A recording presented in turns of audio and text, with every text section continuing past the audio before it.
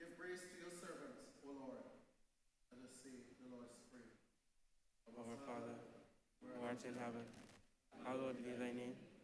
Thy kingdom come. Thy will be done on earth as it is in heaven. Give us this day our daily bread, and forgive us our trespasses, as we forgive them that trespass against us. And lead us not into temptation, but deliver us from evil. For thine is the kingdom, the power, and the glory, forever and ever. Amen.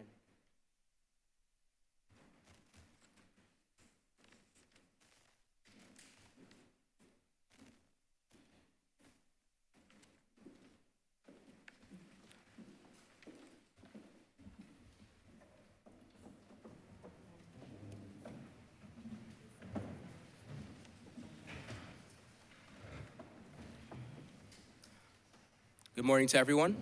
Parliament is now in session.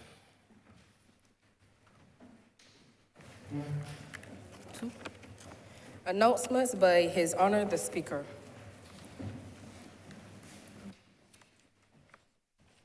At this point in time, I'd like to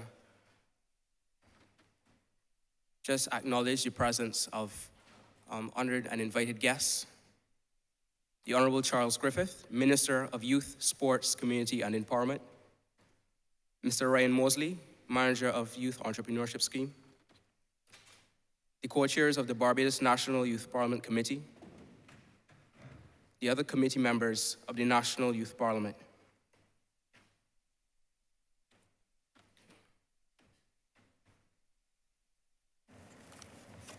Messages from Her Excellency the President, petitions, papers, government notices, private members' notices, notices of questions, reports from select committees, first reading of the bills, statements by ministers, congratulatory and/or obituary speeches, personal explanations, motions for leave of absence, oral replies to questions, notices of motions for the adjournment of the House on matters of urgent public importance, orders of the day. Government business. Leader of Government Business.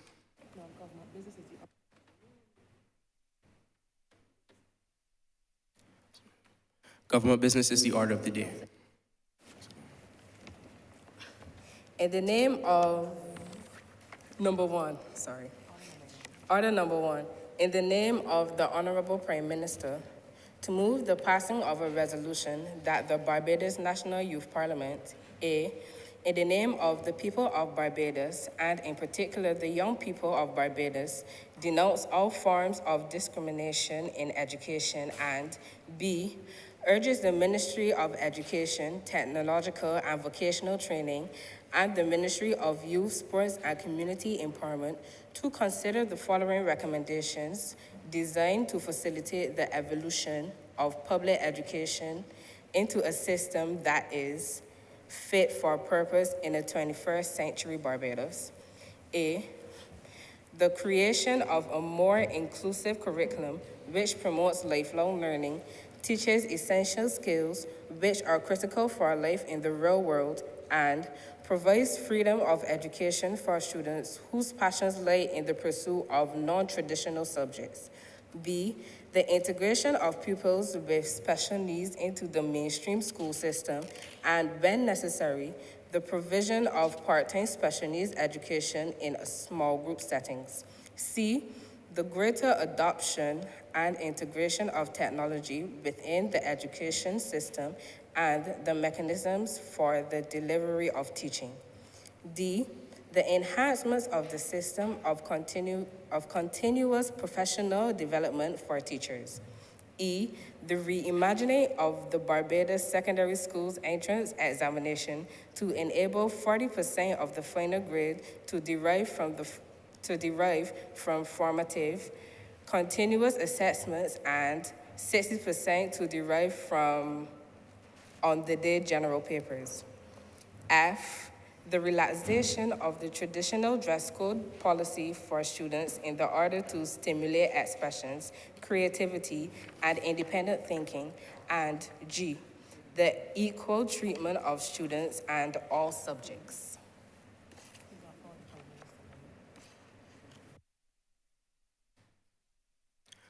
Prime Minister.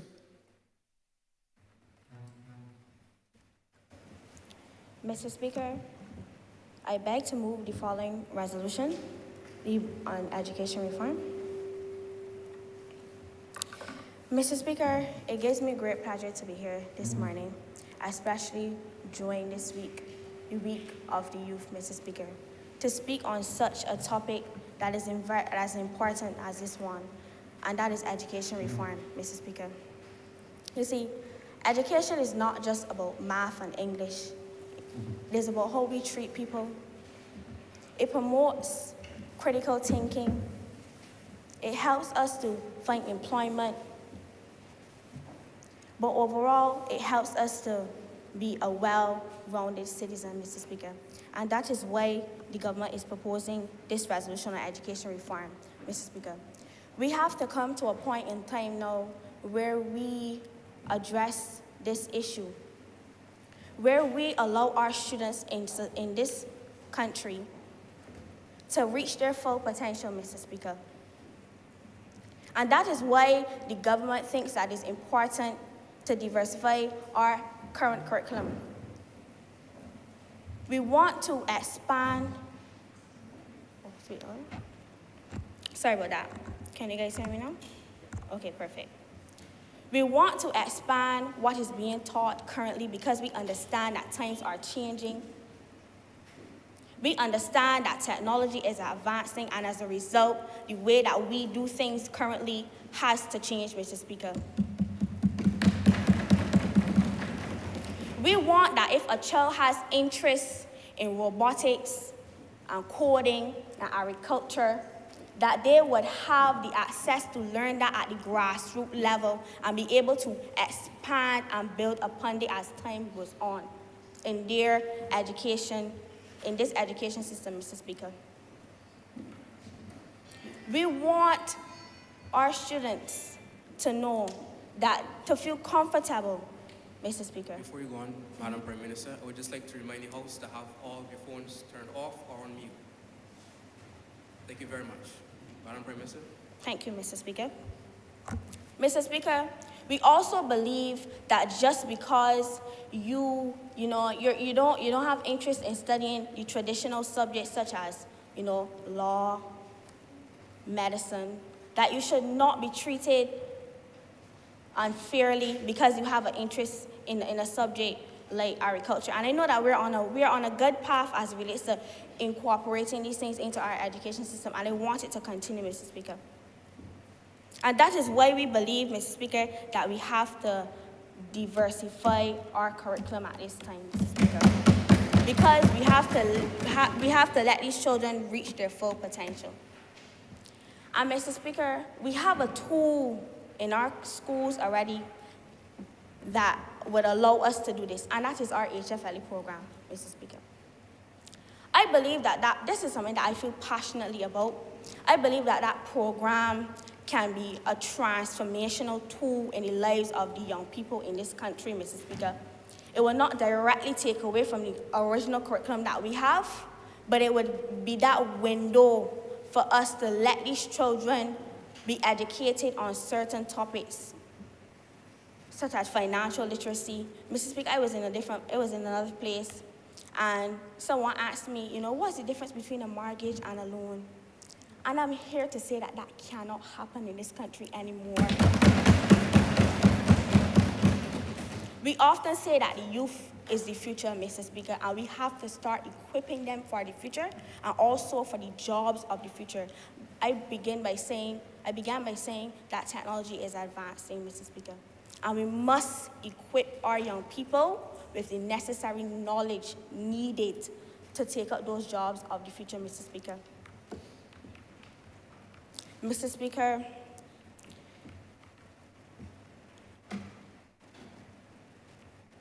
I feel good today to know that we're on our way But we can do more. We can do more. I want to go back to this HFLE program and why I think that is important. Because, you know, school is one of the highest institutions that we have. And whatever you can't learn at home, you should be able to learn at school. And that is why we think that, you know, this HFLE program should be revamped in a way that, you know, because just to talk about my personal experience with HFLE, it was more about sexual health and stuff like that.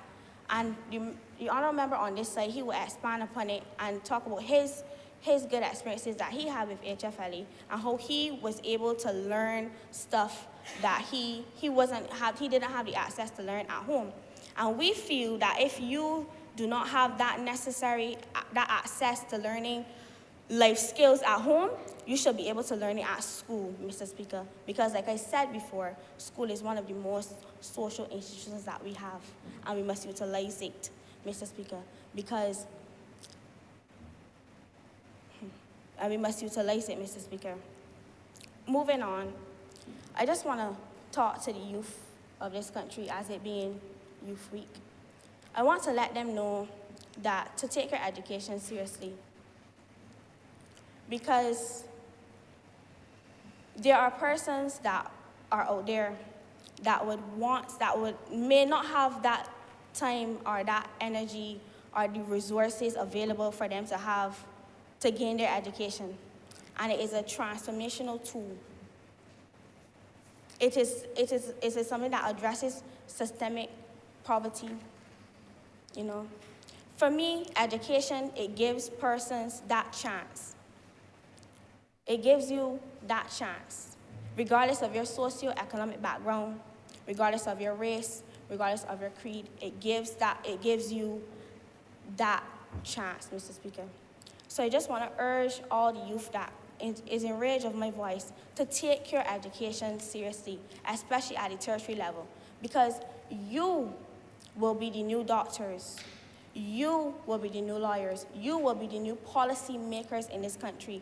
And when it comes down to making those critical decisions that will impact on the national development of this country, you must be equipped with the knowledge to do so. And the only way that you can do that is if you take your education seriously, Mr. Speaker. With that being said, Mr. Speaker, I'm looking forward to hearing the discussion today. I hope that we leave home the theatrics, because this is something that is very important. And I hope that will be a solution-based discussion, Mr. Speaker, so that those above us and those that are in authority can listen to what we have to say and subsequently implement them. Because this space that we have right now is a privilege. And I'm extremely grateful to have the opportunity to lend my voice to such an important topic as education reform, Mr. Speaker. So, as I started by saying, we have to start equipping our young people with the necessary knowledge needed to go forward in the future, Mr. Speaker. We have to start catering to their needs, because every child does not want to learn, law and stuff like that. Every child does not have the same interests. But just because you do not have the same interests does not mean that our school shall fail them, Mr. Speaker. They should be able to feel comfortable. They should be able to have the access to that necessary knowledge for them to reach their maximum and their full potential in order to add to social development and national development, Mr. Speaker. And that is why the government is proposing these things. Yes, please. I'm wrapping up at this time, Mr. Speaker. So like I said, I really do hope that this debate is one that brings forth solutions, because this is a topic that needs our urgent attention, Mr. Speaker. And with that being said, I'm obliged to you, sir. I do now move for this resolution to be passed, Mr. Speaker.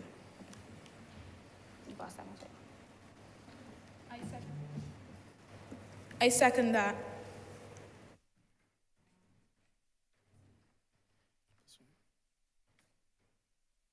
Next speaker. Terrell Giles, Leader of the Opposition.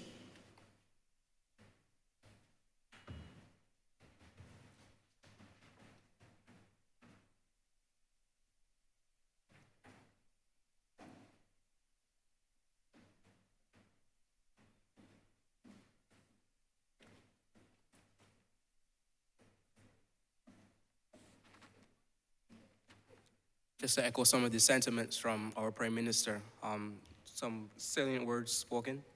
I understand that at this point in time, a lot of discussions are being made on the IMF and the debt that the island has now taken on. Just to encourage all of us here in Parliament and even those in audience.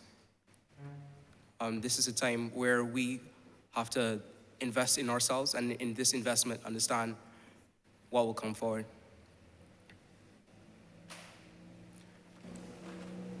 Good morning, Mr. Speaker. Good morning to the other side. Good morning, guests. And good morning to the opposition.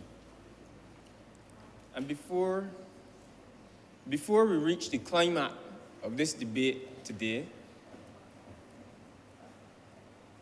I said, before we reach the climax of the debate today, I just wanted to acknowledge and thank those from the different levels of schools and education in Barbados, be it secondary, I see primary, and I see tertiary here today. And it is important that we have representation from all of them, sir, because this debate largely is surrounded by all of them. And it is indispensable, sir, that we must understand that just like many of the other topics that we debated, be it gun crimes and irrelevant punishment associated with them, sir, be it public health, education is one of those topics that we cannot afford to politicize, and that is what the opposition has not come here to do today. Just like gun crime, sir, we recognize that the gun doesn't care what political party you're associated with. Neither does education, and neither does public health. And sir, that is why the opposition has prepared a solution-based, comprehensive, and meticulous approach today to this debate. And our educational system has worked. It's worked, it's been good throughout the years. But sir, the times are changing, as the leader of the government business said. And if we do not seek to upgrade and get better with the times, we'd soon realize that we are preparing our students for a test match with a T20 strategy. And anybody who knows cricket knows you cannot go to a test match with a T20 strategy or you end up out by midday. And sir, one of the things we want to thank the government for today, the government of the day, of course, Oliver Sikat, sir, he has his own school in the US. And his focus was on closing the attainment gap in the US. Because, sir, I have the statistics here. If your family makes $100,000 or more, you have a 73% chance of completing tertiary education. However, he noted that if your family made $65,000 or less, your chances then reduced to 15%. And if your family made $33,000 or less, sir, your chances were even decreased more to 10%. And sir, I thank the government for the return of the free education because we don't have that problem in Barbados. Our students, just over 1,000 of them who benefited from the return of the free education at the University of the West Indies, sir, the first cohort graduated last year, just over 1,000 of them. And sir, I am proud to say that I am one of them, and I am proud to say that I am now excelling in my field of study, just like many others. And my family certainly does not make $100,000 or more per year. And sir, I want to extend my sympathy to my colleagues who were caught in the student revolving loan, especially the ones who had just gotten a loan the year before the education returned, because their bellies are hurting. How would you feel if you had just gotten a loan for a car, sir, yesterday, and then you hear today that the cars are going at 95% off? How would you feel? And there's nothing you can do about it. And some academics may say, unfortunate, but not unfair. But sir, I want to say thank you again to the government of the day. And sir, I had a friend of mine, he said to me, some ladies of the night, some regional sisters, sir, here in Barbados, who were doing their job.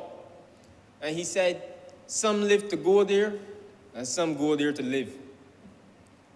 But one who goes there to live, sir, said she is going there to pay for her degree. And sir, we had another brother from St. Lucia who said they all compete, over 7,000 students compete for just one scholarship to the University of the West Indies, sir. Just one. And it is important that we realize the privilege that we have here in Barbados, and we take advantage of it, and we embrace it, sir. Sir, Oliver went on to say that in his school, he didn't want persons in authority to determine that a teacher should finish a curricula in 2 weeks, because he understood that teachers got personal with their students. They knew their students. And sir, we need to understand that teachers must be given a little more leeway with their students, because we can't tell them finish the syllabus in 4 weeks, when really and truly the students are 6-week students. Sir, I had the privilege of visiting my alma mater on Wednesday. I won't say which one. But what I will say, though, is that teacher was so intimate with her students, teaching the students about politics and governance and bureaucracy, using the examples of animals, sir, talking about how the dog and the pigs, sir, were the prime minister and the governor, and how bureaucracy and corruption took place. And sir, I wish that I had the opportunity to be taught with examples like that. And sir, I think that we need to have more town halls with our teachers, because those are the ones on the ground. Those are the ones that we need to consult. And those are the ones who can help us better our curricula. But it is important also to recognize and realize that we are here to reimagine education and the delivery of such. And this debate is not about curricular reform, but it is more broadly about educational reform, sir.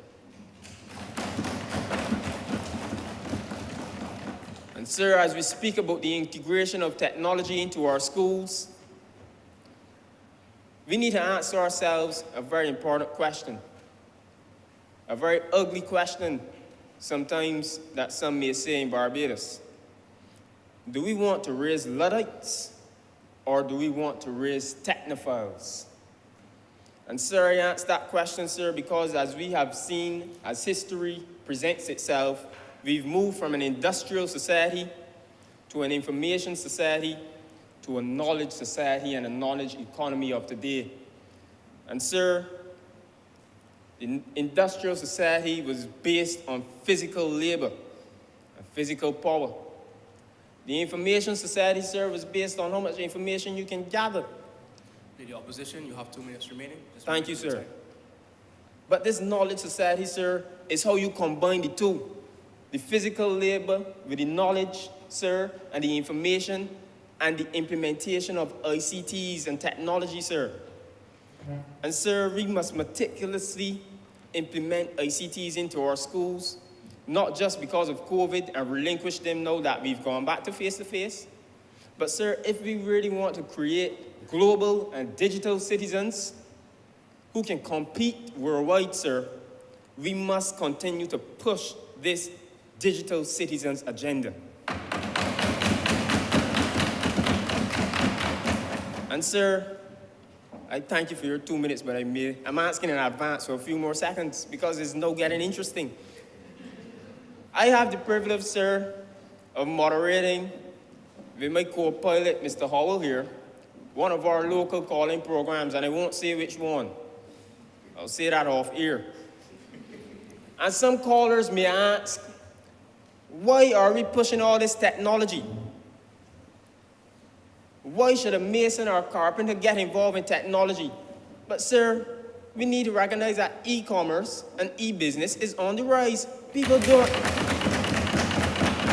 Sir, it's not that we are saying everyone must go to college, but we must recognize people don't even pay you with cash anymore. People don't even want to print a check. You must be able to maneuver the banking apps to check your balance. I heard a young man the other day saying he's going to the bank to check his balance. Unbelievable, sir. This is 2022. Sir, even the mason gets paid online. And we must be able to teach them from school, sir, how to maneuver this technology, that as they become global and digital citizens, they are not robbed. And sir, as I conclude, I commend our regional brothers and sisters who utilize the CPEA. But what I will say, though, is that just as we look at Singapore, and just as we look at Finland as how they finish the job and get the job finished with education, we must be able to look at different policies here and pick and choose what may fit in Barbados, because we cannot put a round peg in a square hole, and we must do some more consultation with the students. Because what if the students actually like the common entrance exam? I'm just saying.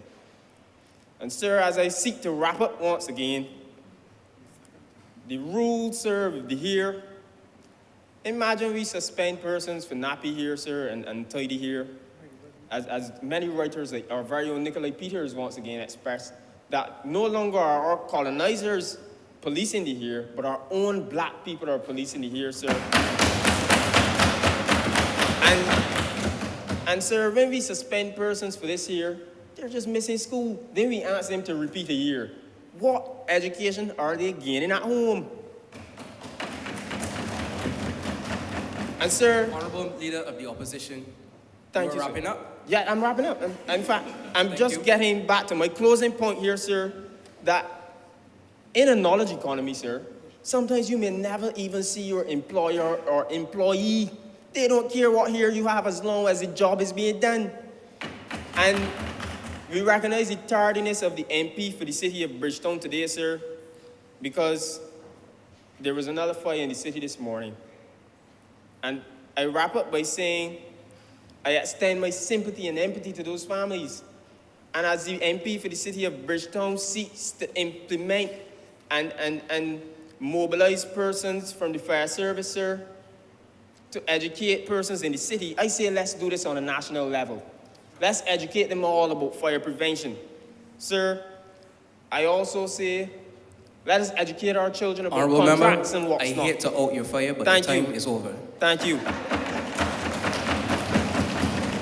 I'll allow my team to expand and expound on what I was not able to touch.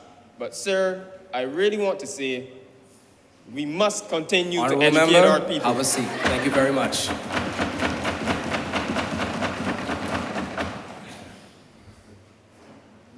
Giovanna Eiffel, Leader of Government Business. Mr. Speaker, honorable members, good morning. Our current education system is at its caterpillar stage. It is time that it enters that cocoon that is reconstruction so that it can evolve and metamorphosize into that butterfly that charts a path into the future. But how can we expect our people to go into the future when we fail to prepare them for today? We have to prepare our people for today if they are to go forward into the future, honorable members. And our current education system is failing to do that. Our people are of a new generation. How can we use old tactics on them? Our current education system, I would say, is not inclusive enough. We have students who are interested in certain things, yet it's neglected in our system, and then we have them slipping through the cracks. Honorable members, this must end. If we are to have a better and brighter Barbados, honorable members, we have to start today. We have to look at the process of how we educate our people today. We have to look towards change today, and that is why we stand here with this resolution. This resolution is a manifestation of all the cries that we have heard from our parents, teachers, and students alike, honorable members. We are here today to speak for them, to work with them.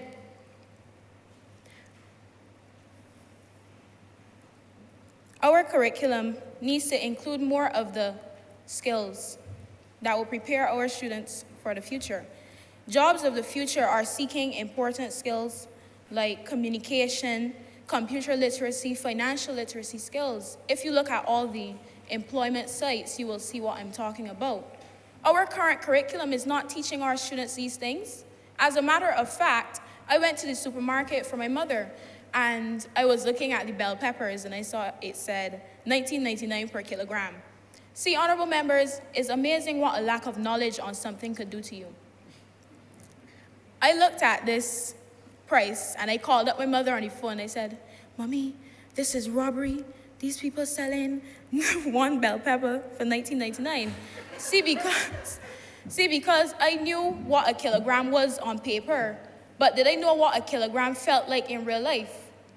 No, I did not, and I suffered for it. I had to ask a lady to help me, and the lady helped me measure on the scale, and she turned to me and she said, "Did they not teach you this in school?" And I said, "Well, no, they did not." See, honorable members, this is what I mean when I say that our curriculum is failing to teach the important life skills. And I stopped to think, how many other students went out into the world without realizing these things? How many of them had to pay for it? How many of them graduated with a fancy degree but did not know how to apply what they learned in the classrooms? Honorable members, this is what I stand here before you to speak for. I speak for change, and that is what I want to see in our classrooms. I want to see more of our young people leaving schools with qualifications, not our young males falling through cracks and few of them entering higher education. Honorable members, we are here today for change. And in order to have that change, we must start teaching our students these valuable life skills that the jobs of the future are requiring and that they will require to become adequate members of society. Our education system should not include just the knowledge to take our people into the future, but it should include the skills as well. Teach them how to apply what they have been taught in the classrooms, not to be robots who memorize and regurgitate. And our current education system is also failing the students in a sense that we want to promote individuality in our students, yet we send them home for their hairstyles. My hair, look at it today. It's not affecting my ability to perform. So why is it that in our classrooms, we are putting students out of class time because of something they could not control from birth? As a matter of fact, while we're on that topic, let us speak to the integration of our special needs students into the mainstream classrooms, because they too are crying out. They too want to be included. Honorable members, while we're on the topic of inclusion, let us speak about computer literacy as well. Our classrooms,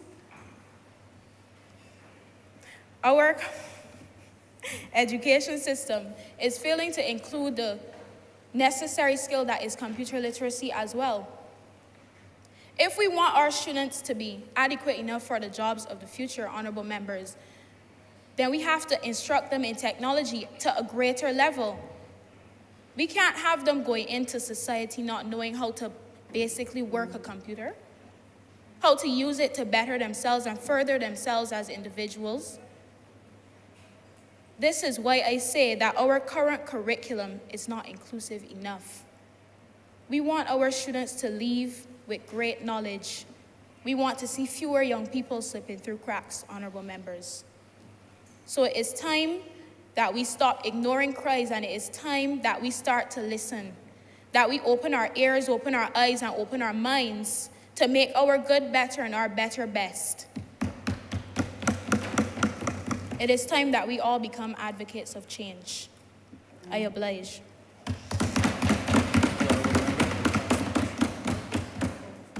Leader of Opposition Business, Shakeem Howell, you have the floor. Thank you, Mr. Speaker. Good morning, honorable members, the distinguished young faces that join us today in the public gallery.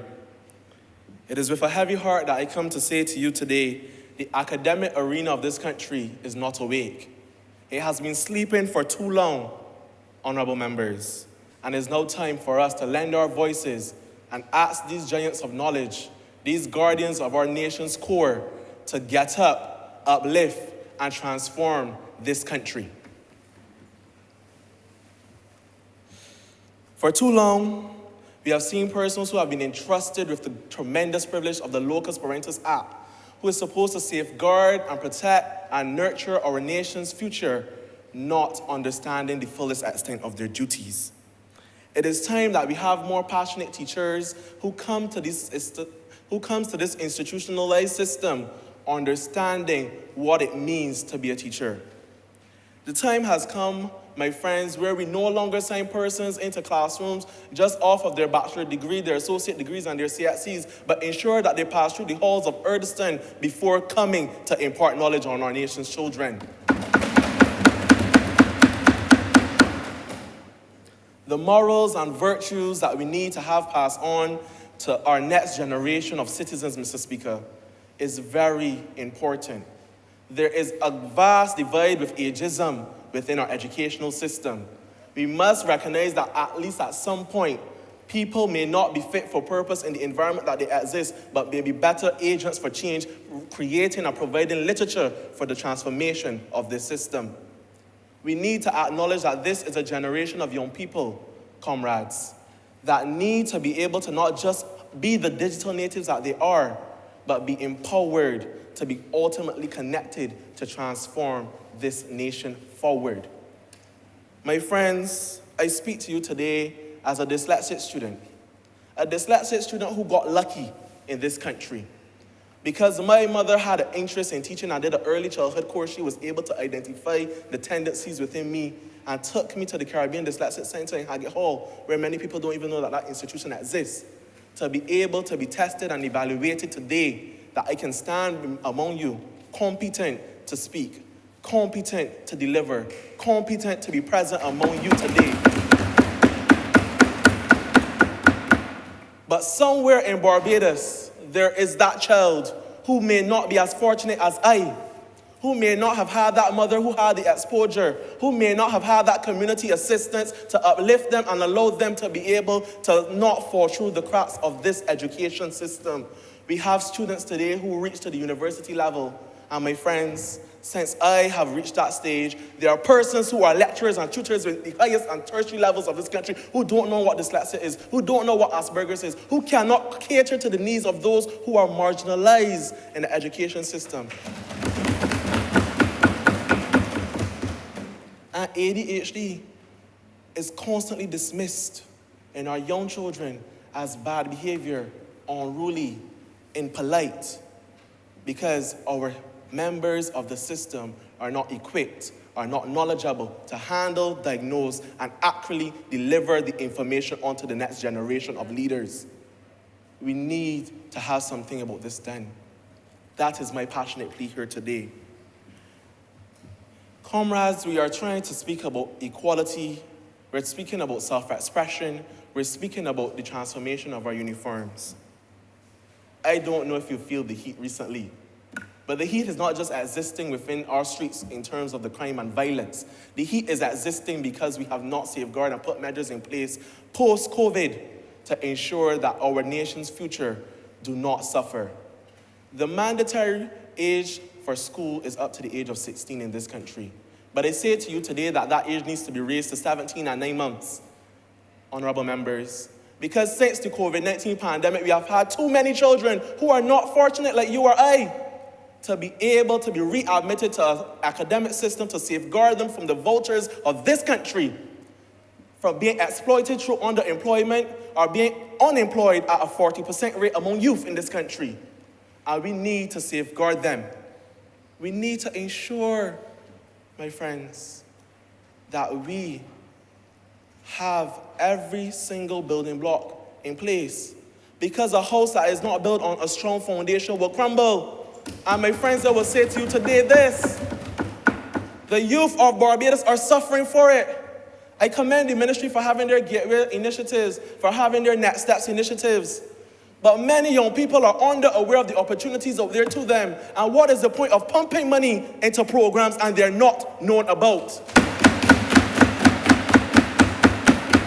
Honorable member, you have 2 minutes left.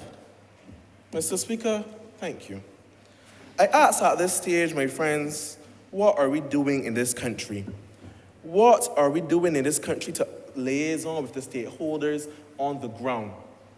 Because policymakers are not fit to shape educational policy if they do not have the robust discussion with those on the ground. And you may ask what I'm speaking about, Mr. Speaker. Education officers must have been teachers before, seeing what the flaws are before becoming education officers. Persons working in the Ministry of Education must understand the system that they're trying to shape.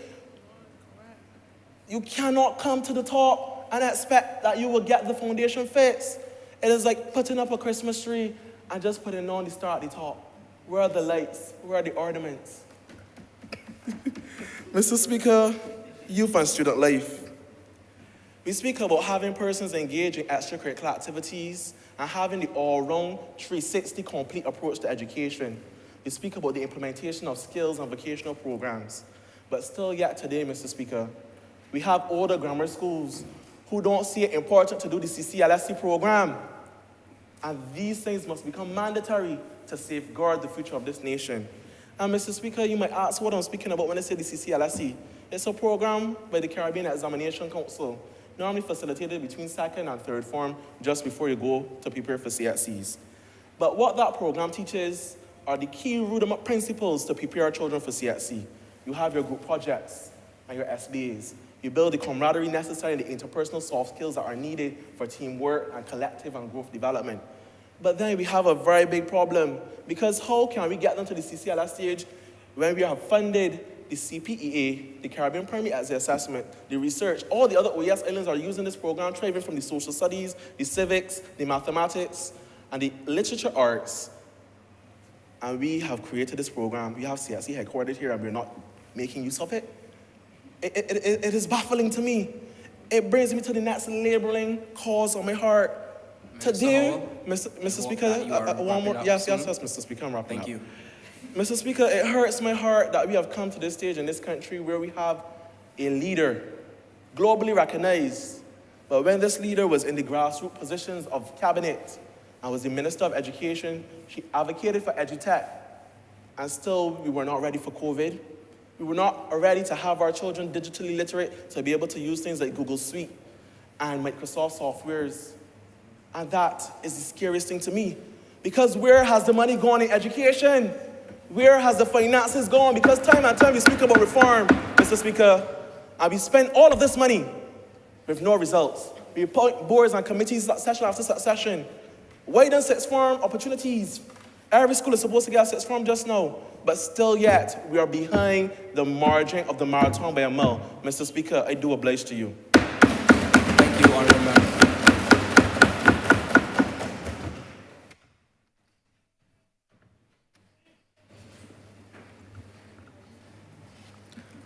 Shaquem Jordan. Thank you for recognizing me, Mr. Speaker. I am not sure how often members on this side are grateful that, or I should say are in favor, per se, with what members on that side is saying. But I must commend the honorable member for his opening remarks, because it's actually the foundation. It's actually foundation to what I come here to speak today. Though I was told not to come based on medical reasons, I still had to make the effort to come here. The reason for that, sir, is I raised this morning to show my support and to also offer my contribution to this resolution. Reason being, not only is it innovative, it actually includes individuals with special needs. And sir, over my years of developing and going through school and traversing communities across this island, it has been a topic that has grown closer to my heart day by day. And as I limped up the stairs, I was also reminded that most of the buildings within this country is not even fit for purpose for individuals with special needs. And if you take a look at the education, though progress was made for those individuals, for our brothers and sisters that are not of the same caliber as us in certain areas, whether it be physical, behavioral, or emotional, nevertheless, they were excluded. If you take a look at the Education Act of this country, though it had been amended numerous times, never was the speech, the rhetoric within the document was assuring that individuals with those challenges will have the support of the government, will have the support of the country. And these individuals have dreams, aspirations, and hopes, just like me and you, sir. Through you, if you allow me to, I just want to express experience I had in my life where when I entered the gates at Paddock Road as a first farmer, I was confronted by two young ladies that are hearing impaired. And though the school had me in awe, that had me speechless. Why, sir? Because coming from a primary school system where individuals that are differently able than me were not included into the mainstream system, it was a foreign thing to me. And though it had me speechless, sir, is one that had me intrigued, and I had to question, how are the young ladies getting through? How are they managing? Because it is an unfamiliar thing. Nevertheless, the parents took the burden and took the plate of financing that venture for the children, which, in my opinion, that should be something that the Ministry of Education should have allocation for. As I said, not many times members on this side are in agreement with members on that side. Education takes up a good set of funds that this government receives through, it be loans or it be through taxes, and nothing is, or no allocation or no provisioning is made for individuals with special needs. Nevertheless, those young ladies continued and progress and become productive citizens in this country. The transitioning from school into work was easier for them because they had the opportunity to interact and to engage with individuals that are not like them. So it was a competitive advantage for them as individuals, the individuals in this country that has a special need. And they got the job over individuals that probably had other measures. And Sir Wilson, on that point, I also want to provide another example of which when these individuals, when our brothers and sisters are given the opportunity, how they grasp it and take it to the next level. The former president of the Senate, Ms. Carrie-Ann Eiffel. Honorable member, just for a point of order, not to you, but in general, when one is asking for permission to leave the House, is mandatory or is precedent to ensure that the Speaker acknowledge you first before you leave the presence of the chamber. Just as housekeeping, Honorable member, please continue.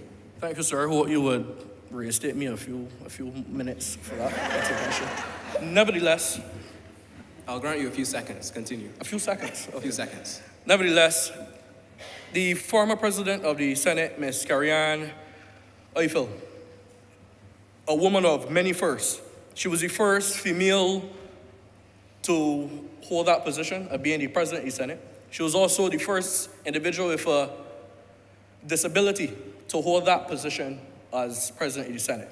When she was given the opportunity to transfer from the Irving Wilson School to a mainstream school, such as Combermere. She grasped that opportunity, excelled, and went on to going to the university and receiving sociology and another degree, can't recall it right now. Nevertheless, it was a perfect example of how once we give our brothers and sisters with special needs the opportunity, they will grasp it and take it to the next level. Sir, I would like to go even further. If we take a look at the current climate, the social climate of this country, or I should say if you take a look at the social fabric of this country, it has been damped, molded, and rotten day by day because a lot of our children are going through the system and not necessarily having not only confidence but appreciation for individuals. Honorable member, you have 2 minutes and a few seconds. A few seconds. Nevertheless, sir, thank you for the indicator. I believe the reason I am here today and the individual which I became to be is because I had the early interaction with individuals with special needs. Because it made me care not only for myself, but to care for others. And to care for others that are not the same as me. It allowed me to understand how to deal with individuals that have difference in views, difference in mobilities, and it allowed me to also be an advocate for that change. And sir, I must say that this resolution should be commended, the members of which some are a part of the government side here today and some not, should be acknowledged and truthfully should be upheld for the great work of which we had produced here today, trying to ignite that change in the country. And with those of you that are within the chamber that have the authority of change, because we can only ignite that flame, but those individuals can actually amplify that flame. And I hope they hear the robust conversations we have here today, and they take it back to their offices, and rather it just be talk, we could see a little action coming, not only for us, the youth of this country, but for people with special needs. And sir, with those few words, I'm obliged you. Thank you, Honorable Minister. We have the Deputy Leader of Opposition, Nathan Simpson. Honorable Member, you have the floor. Good morning to everyone. Sir, this morning, as I sat here, sir, from the members that spoke, it's clear that we all understand, sir, the importance of education reform. But, sir, I'm a bit concerned. I'm a bit concerned, sir, that we don't understand how our current education system, sir, has affected our children. So I'm concerned that, sir, we have children, sir, who have left secondary school, sir, and still can't read or write, sir. So I am concerned, sir, and, sir, there's a quote here that I would like to, by James Baldwin, sir. It says, "Not everything that is faced can be changed, but nothing can be changed until it is faced," end quote. Sir, it's time we face it, sir. Sir, our education system, sir, has been flawed for way too long, sir. So why is it, sir, that our children are leaving school and can't count, sir? I don't know how to properly spend money, sir. Sir, my friend, sir, the leader of government business, sir, she spoke about integrating special needs students into our schools, sir. But, sir, I have an issue with that, because if we're going to do that, sir, are we going to train our teachers, sir, in order to get this done? Because we can't put these students in the classroom, sir, in these schools where our teachers are not equipped to handle them, sir. And the resolution, sir, does not speak about that. How can you want to integrate these students, but the resolution does not speak about training and equipping our teachers, sir? Sir, this is not right, sir. And, sir, let us move on to another point, sir, which speaks about the integration of technology, sir. Sir, as you know, when we are in secondary school, sir, from first form to about third form, sir, there's something we do call information technology, sir. And that is where we learn the basic general stuff. And at some schools it ends, let's say, first form. In some schools, I rise on a point of order. This honorable member is misleading the House. We said in our resolution that, I'll read the exact point for you. It says, the enhancement of the system of continuous professional development for teachers. Therefore, we plan to continue teaching our teachers so that we can safely integrate these special needs students into the classroom. So I ask that the honorable member please retract that statement. Honorable member, do you retract that statement? Sir, I stand by the statement, sir. Sir, I can read very well, sir, and did not say it, sir. I'm speaking about directly, sir, training these teachers for special needs students, sir. She got up, sir, and the member, sir, spoke about. Honorable member, on what point do you raise? I rise on a point of order again. This honorable member continues to mislead the House. Does the continuous development of teachers, is that not holistic enough? It does not just need to include for special needs, but teachers need to be trained in other aspects as well. So I ask again, I plead with this honorable member to please retract his statement. Honorable member, there's been a second request for you to retract those statements. What say you? Sir, as I said before, sir,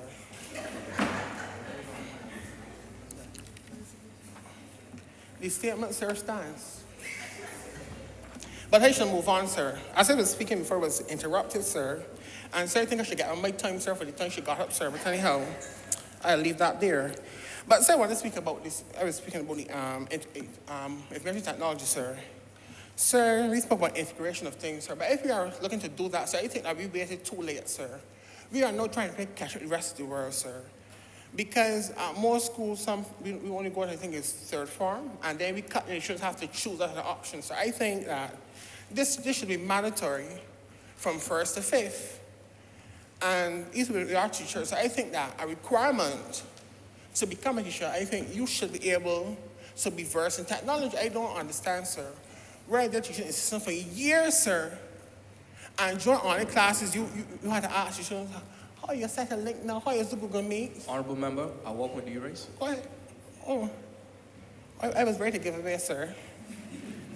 So as I was saying, sir, teachers are asking students how to create Google Meets and how to do this. Sir, this is unacceptable, sir. Sir, for way too long, sir, we have been failing our teachers and our students, sir. And sir, it hurts me, sir, that before bringing this resolution, sir, we did not, the government, sir, did not seek to consult with members of opposition, nor with the other stakeholders of education. Our teachers, sir, I am not seeing a lot here, sir, that speaks about our teachers. Sir, teachers have an input and are vital to our education system, sir. Sir, our education system, sir, continues to leave our students behind, sir.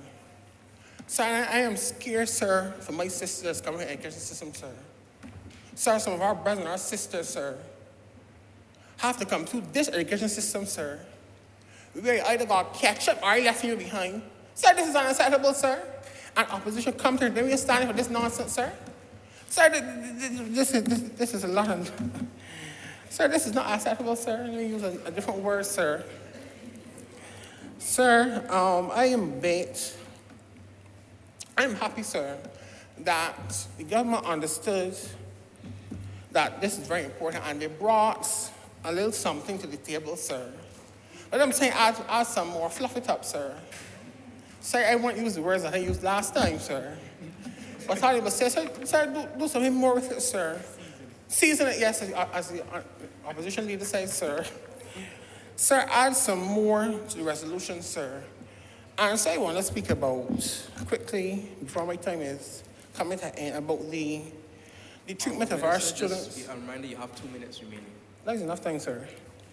So I want to speak about the equal treatment of our students and our teachers. Sir, I think that our teachers need to be trained in empathy, sir, and how to deal with our students, sir, because, sir, you have a situation, sir, you're into class. Go time! Sir, the teacher knows if I had a good or a bad day. When they come inside, I can remember spoke or not. I can, go ahead. No, sir. Sir, if it was about to kill myself, sir, but I ready to get along, sir. So I think that we need to transition in these things, sir. And I'd like to actually need to be trained how to communicate with our teachers, sir, because I think it's a two-way effect. Because how you respond to me sometimes is how I respond to you. And I think that you should need to know how to diffuse the situation. Because if I come in and I feel a certain way, don't know morning how they had, our teachers should be trained, sir, to at least diffuse that and come across with some empathy, sir, be empathetic to our students. So that's something we really need, sir. So let's not only focus on our curriculum and reforming this, sir, but also let's train our teachers in these things, sir. Our teachers know how to deal with anger management, sir, conflict, sir. Sir, the last minute I got, sir, I would just like to use this time, sir, to say to everybody, sir, that this morning, sir, we didn't come here to politicize this, sir, but we came here to understand, sir, the importance of the reforming education system now, sir. Sir, we are far too long gone waiting for this to happen, sir. It needs to happen. It is time that change come to our education. Thank you, sir. Thank you, Honorable Member. Caleb Roach. Caleb Roach, Honorable Member, you now have the floor. Thank you. Thank you, Mr. Speaker. Sir, I rose to spoke about technology, but I'm happy to see that the opposition recognized that we need technology in our schools so that no child in Barbados gets disenfranchised or marginalized in these growing modern times, but I will still continue. Sir, our traditional education system once focused on the inputs, but now in these modern times it has transferred to the outputs of education. And by doing that, sir, it allows every child to want to learn and to want to be engaged in the traditional subjects that were not seen as engaging, now to be fun and more engaging. Sir, our Chief Education Officer, Dr. Ramona Archer-Bradshaw, she recognized the importance of education in our educational system because she knew that education and national development are connected. And I think I remember spoken earlier that if we do not educate our children today, how would they contribute to the national development of Barbados? Barbados is that place where we hold our education at a very high esteem. And I know every member in here would like to see that education still remain top and world class internationally. Sir, I would like now to touch now on the 4 C's, which I think are critical, which would be critical thinking, communication, cooperation, because, sir, the same, our Chief Education Officer again stated that these 4 C's are critical in helping developing our children into the world of work and lifelong learning. Sir, it also creates a much more engaging classroom because through research through the Preview Center, it stated that 92% of teachers were much more persuaded to use online teaching because it provided with the educational materials required to cater to every educational level, because so not every child learns at the same pace. And by doing that, sir, it allowed every child to be able to get education and process it in their own way, which will help to the benefit of Barbados, sir. Sir, I would also like to say is that this is modern Barbados, sir. No child in Barbados should have to be left behind or be marginalized. Not in modern Barbados, not in 2021, not in 2022, sir.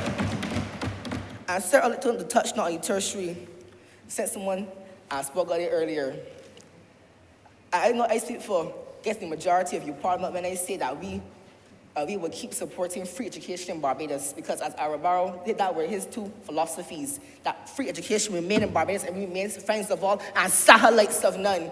And that is why, sir, I say that every you parliament in here will be happy to keep free education in Barbados, because, sir, as the Honorable Leader of Opposition said, it allowed children who are not financially able to go to get that tertiary level education so they can develop in Barbados. And, sir, since to make closing, since everybody spoke on it before me, I support education reform as a youth parliamentarian because, as a dyslexic child, I'm not able to sit amongst these esteemed persons and speak about education and how it needs to be improved to better cater to both me and my other side, Mr. Howell. Because, sir, we need to be able to have change now. Too much talk has happened. We need the action. And, sir, that's all I have to say for now, but I'm obliged to you. Thank you, Honorable Member. Honorable Member Abby Tanis, you now have the floor. Thank you. Good morning, Mr. Speaker. Martin Luther King Jr. once said, "The function of education is to teach one to think intensively and to think critically. Intelligence plus character, that is the goal of true education." It is important that we as Barbadians take the initiative to make sure that as the world around us is evolving, so is our educational system, hence why we are here today. I would like to highlight a couple issues in the resolution, but I would also like to give some possible solutions that I would like the government to take into consideration. Firstly, I would like to highlight subsection F in the resolution where it states the relaxation of the traditional dress code policy for students in order to stimulate expression, creativity, and independent thinking. Again, I would like to caution the government to being vague when giving a resolution to the opposition. The government fails to say what the actual term for relaxation actually means. Does it mean optional? Does it mean seasonal? Does it mean, depending on the season or the weather, that children will be given a grace period for wearing more appropriate clothing, like the heat wave that is currently going on?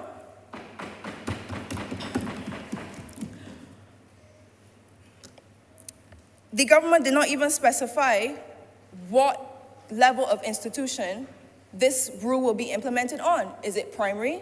Is it secondary? And what will happen to those students who cannot afford new clothes to wear every day to school? Is it even every day that they have to wear these clothes to school? Mr. Speaker, these were the questions that I would assume the government would have put in the resolution, but once again, I am disappointed. Secondly, I would like to draw your attention to subsection G in the resolution, where it states that the students and all subjects are treated equally. I cannot emphasize how important it is to be politically clear when bringing a resolution to this honorable House. What exactly does this clause in the resolution even refer to? Is it academic equality, gender equality, racial equality, subject equality? We cannot come to this parliament with this lack of specificity and expect to have a meaningful impact on the extremely critical matter of educational reform. We owe it to the students and to the future of this nation to seize this opportunity to enact meaningful reforms and not to treat these matters carelessly, Mr. Speaker. Lastly, I would like to encourage the government to not only look at the physical reforms, the physical aspects of educational reforms, but also to look at the mental aspect of educational reforms.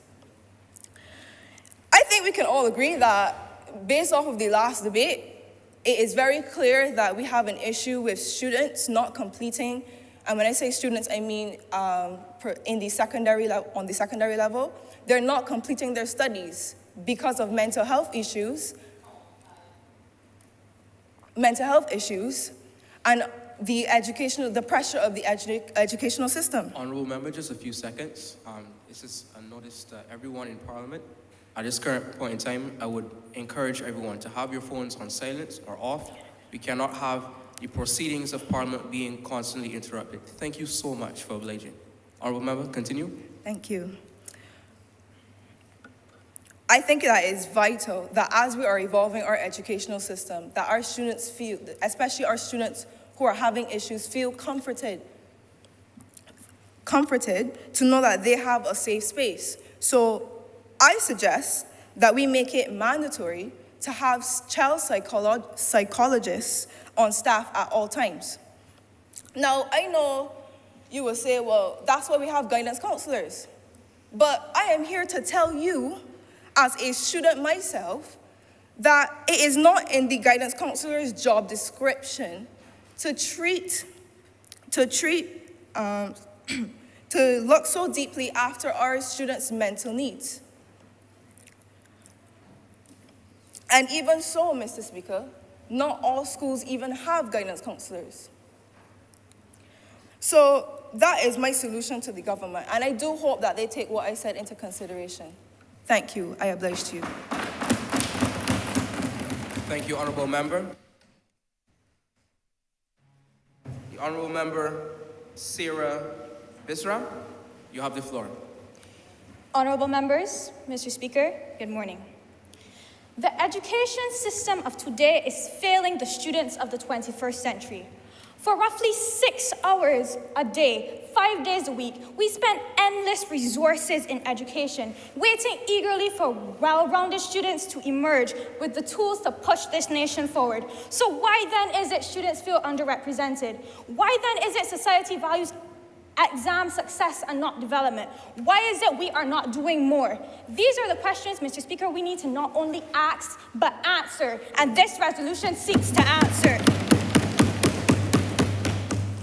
The government has a duty. In a world that constantly challenges and changes, we have promised the citizens of this country the tools to not only survive, but thrive. That is the true power of education, and why I stand here today to support this resolution, specifically designed to facilitate the evolution of the public education system. Before I continue, I would like to clarify Clause G, the equal treatment of students and all subjects. Throughout this resolution, we have put things in place. I thought it was implied, but I will expand.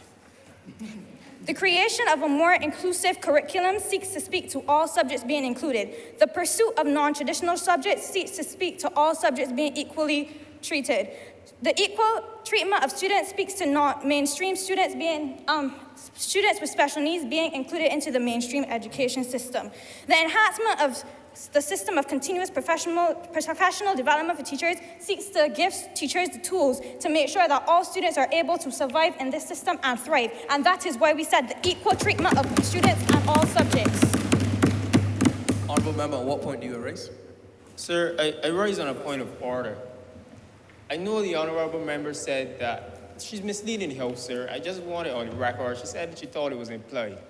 Sir, when we get these statements with such ambiguity and vagueness, sir, we cannot just assume. We need to be more specific. As my side was rambling and trying to figure out what do they mean by equal. Their equal may not be our equal, and that may not be the equal for the students upstairs if you ask them, sir. Thank you, Honourable Member. I can appreciate that, and I hope that now that I have expanded it is clear. Moving. The Barbadian population has high level of access to modern media.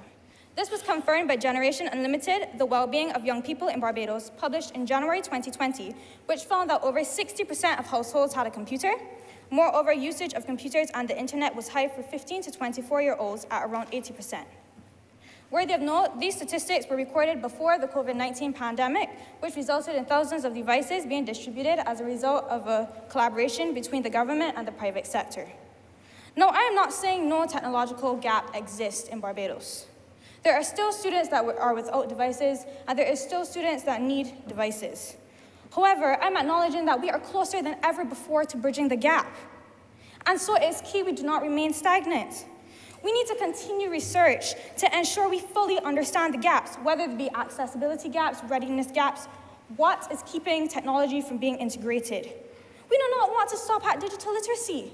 That is great, but it's time we use technology to act as a leverage in helping students better get through with their curriculum. That is what we need technology for. While I find it so valuable that I am able to create a Word document and a Google form for multiple choice tests, that multiple choice test is no different from my multiple choice test that was on paper. I want technology to be in schools where I, as a visual learner, can get the tools to excel. That is what it means by integration, true integration of technology. I think it is clear that most members in here do agree with the integration of technology points, so it is at this point that I would like to segue into the enhancement of training programs for teachers. Teachers are important stakeholders within the education system. If properly trained and enthusiastic, they have the tools to empower students, to care about the subject material. But for that, they themselves need to be empowered to take creative risk in the classroom and try out new teaching strategies. Moreover, as I previously mentioned, teachers need to not only be digitally literate, but be able to leverage technology as a tool and as a teaching resource. According to Generation Unlimited, the well-being of young people in Barbados, as of July 2021, the proportion of trained teachers was 75% at the primary education level and 52% at the secondary education level. This is lower than the OECS member states and the Eastern Caribbean area averages for the secondary education level, 60 and 61 respectively. These statistics further emphasize the need for continuous training programs for teachers. How can we expect teachers to adjust classroom needs every day, nurture, empower, if we do not give them the tools to do so? We cannot underestimate the power of great teachers, and as a government, we know this. Hence why pre-existing programs exist, such as the ones offered by Urdiston Teachers College, and the Media Resource Department also informs teachers of massive online open courses so that they can develop at their own time. But this is not enough. We need to enhance this. Teachers need to be given the opportunity to learn at more frequent intervals, every midterm, and On what point do you raise, honorable member? Mr. Speaker, I raise on a point of order. Because the honorable member would have sat on the other side of this chamber and heard me speak that the government currently has a policy in place that we continually to send teachers into these environments unqualified. So then to come here and allude to continuous training, in the first place, they were never qualified to be teachers. Because I am an excellent student, I have Honorable first member, class, I thank have you a for your first class honor. contribution. Please have a seat and allow the honorable member to continue her speech. Thank you very much. I recognized in my statistics that there are teachers that are not well trained, and hence these programs, supposed programs that are in place, such as these courses, are not doing enough. I do recognize that. So it's at this point I would like to continue to say what the enhancement would entail. Honorable member, you now have 2 minutes. We would like to encourage more collaborative approaches to training programs. Specifically, peer review lunches, where teachers can discuss with each other with the hopes that they find new learning strategies and implement them in the classroom. Additionally, another proposal is to allow teachers to observe each other's classes so they can give peer feedback and perhaps have a group reflective session afterwards. Well, these informs. At what point were you raising?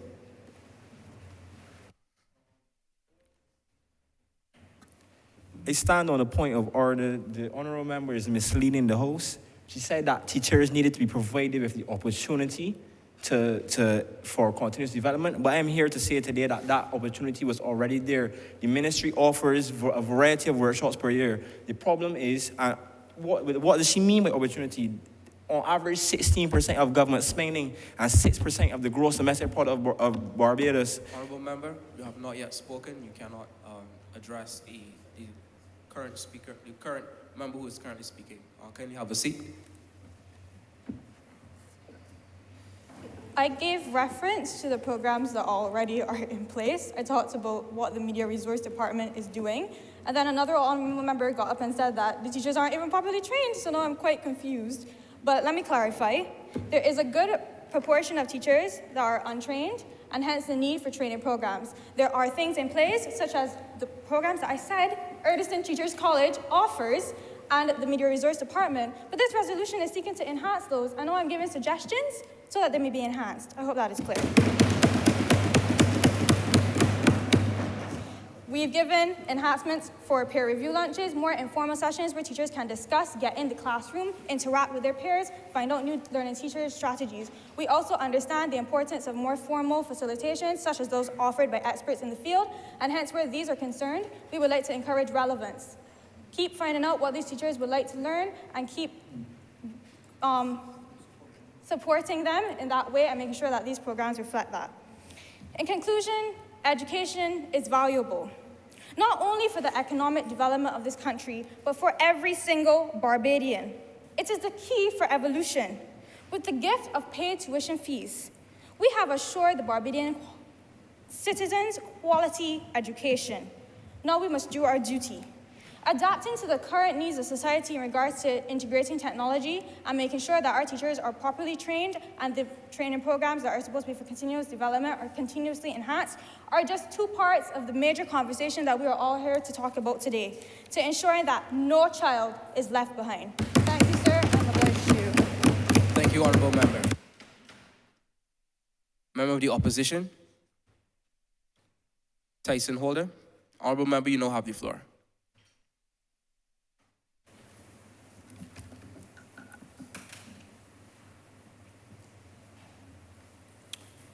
Mr. Speaker, honorable members of the House, education reform isn't anything that's new to Barbadians.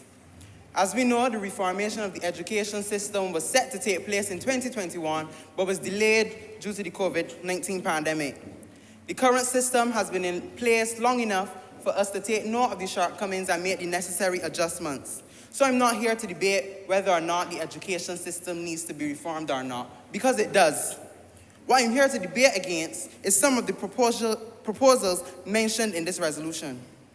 The other side states as its first proposal to have the creation of a more inclusive curriculum which promotes lifelong learning, teaches essential skills which are critical for life in the real world, and provides freedom of education for students whose passions lie in pursuit of non-traditional subjects. This gives me the impression that these programs don't exist. If the government had looked on the TVET website, they would see that the Technical and Vocational Education and Training Council of Barbados already has a program called the Lifelong Learning Program, which involves, and I quote, the delivery of workshops, seminars, conferences, and advanced certifications in specialized professional areas. It is aimed at helping individuals to improve or update their knowledge and or skills, acquire new skills for a career move, retrain or continue their personal and professional development. And this is on the TVET website. This program has been implemented in some secondary schools, offering CVQs, and have tertiary institutions which are dedicated to training persons in these essential and vocational skills. Honorable Member, what point do you raise? I would like to raise on a point of order. This honorable member seems to be reading. I was quoting the TVET website. You may carry on with my speech. Honorable Member from the Opposition, although quotations are allowed, please do not refer too copiously from your notes. Carry on. It was just a quote. Home economics, clothing and textiles, and hairdressing are just some of the subjects which are offered at these secondary schools. Furthermore, I'm about to quote again. During the virtual 73rd annual Erdiston Teachers Training College orientation, the Honorable Member of St. Michael Southeast states that speaks to upcoming educational reforms, which include replacing the Barbados Secondary School entrance examination, and also states that the process of transforming schools into specialist institutions has already begun. These lifelong learning programs already exist. What we must do, Mr. Speaker, sir, is to retrain our society to see the value of sports and vocational training for the development of our nation, and to treat every subject and career with the same respect as the next. The education system must accommodate to the child who is not interested only in academia, but in sport and vocational training, and incorporate it from as early as first form. Piaget's theory of cognitive behavior states that the Formal operational period begins at about age 11. During this stage, people develop the ability to think about abstract concepts and logically test hypotheses. Therefore, we must not wait until the child has lost interest in the education system and no longer wishes to take their education beyond the CSET level to then want to accommodate them. Honorable member from the government side, on what point do you raise? I rise again on a point of order. It appears this honorable member's entire speech is a quote. He has been slavishly following his notes this entire time. Following his notes. Already out there. All they needed to do was look for it. Order from the opposition. Order in the House of Assembly. Thank you. Prevention is better than cure, Mr. Speaker, sir. The leader of government business spoke beautifully about allowing persons to express themselves through their hair, yet it is not included in the resolution.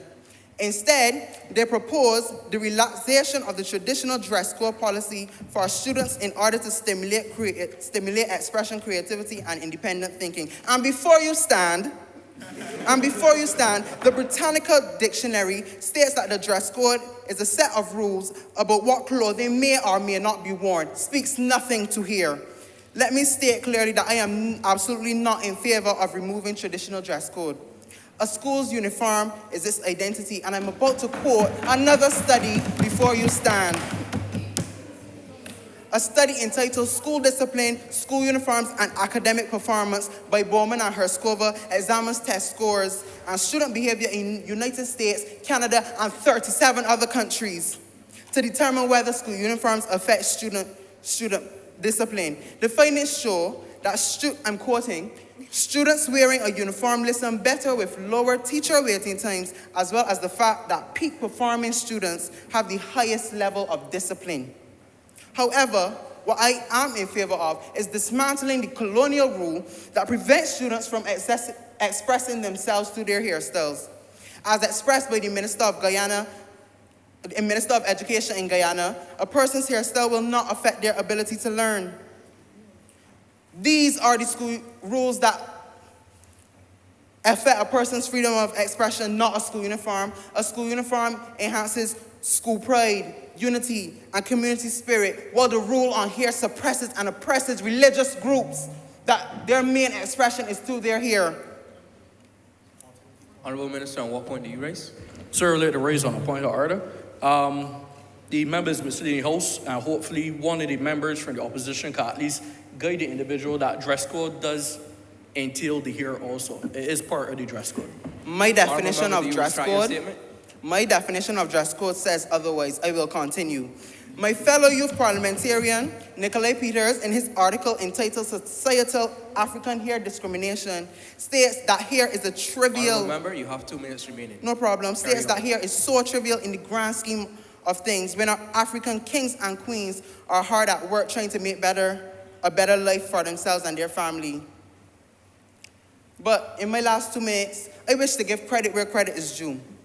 By their proposal, which seeks to integrate special needs students into the mainstream school system. A speech was delivered by Janelle Odell of the National Disabilities Union on Sunday 25th at the National Youth Service, and she states that the youth is our future, but that future can only be bright if every single one of us is included. So this is an excellent initiative. But do not let that cloud the fact that this resolution still leaves out marginalized members of our society and lacks innovation as it seeks to implement programs that already exist. Much obliged, Mr. Speaker. Thank you, Honorable Member from the Opposition.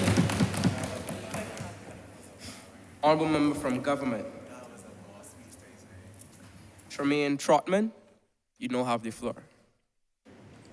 Thank you for recognizing me, Mr. Speaker. And before I begin my speech, let me just clarify something for the opposition, that when we speak about dress codes and we speak about things, remember that we are in Barbados. And as it relates to Barbados, the dress code does include here, Mr. Speaker. So let me begin. I would like to assure the public that reform is nothing to be afraid of. It is natural. Just as we in our everyday lives change as we age, our education system must too change as it ages.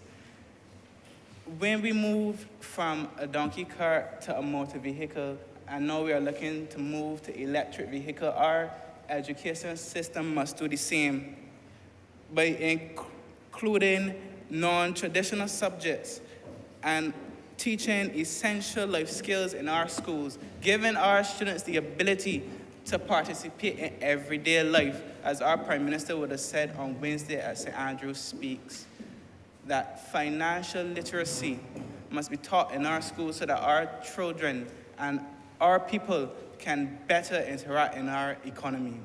Honorable member, at what point do you raise? Sir, I raise on a point of order, sir.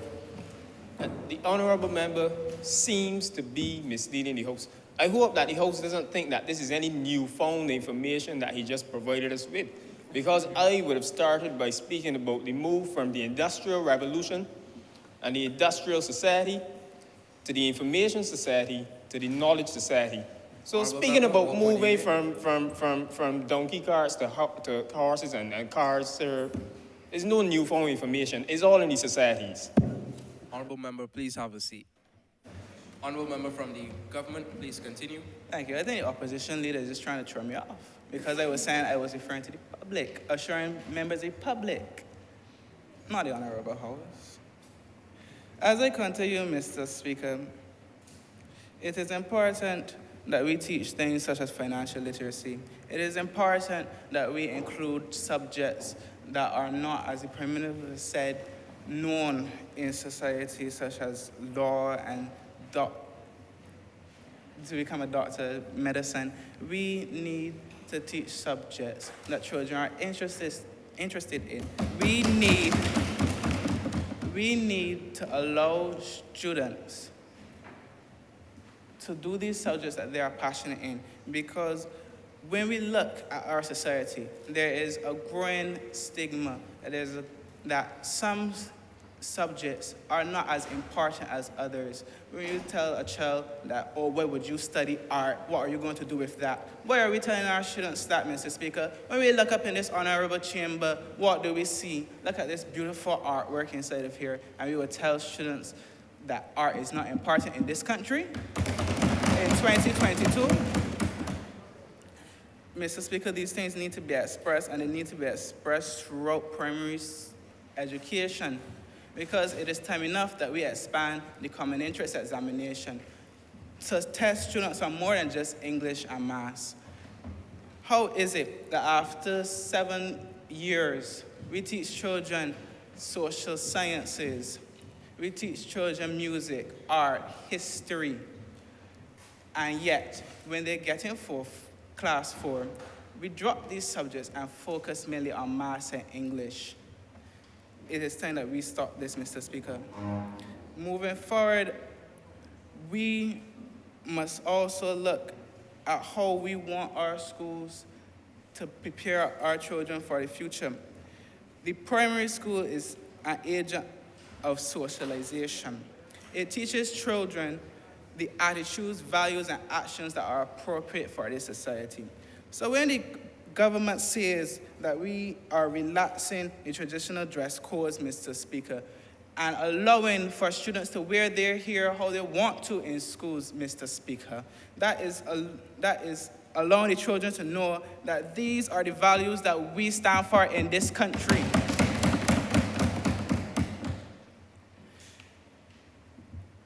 Going for as a republic, Mr. Speaker, we must identify ourselves and point out what is it that we want to stand for.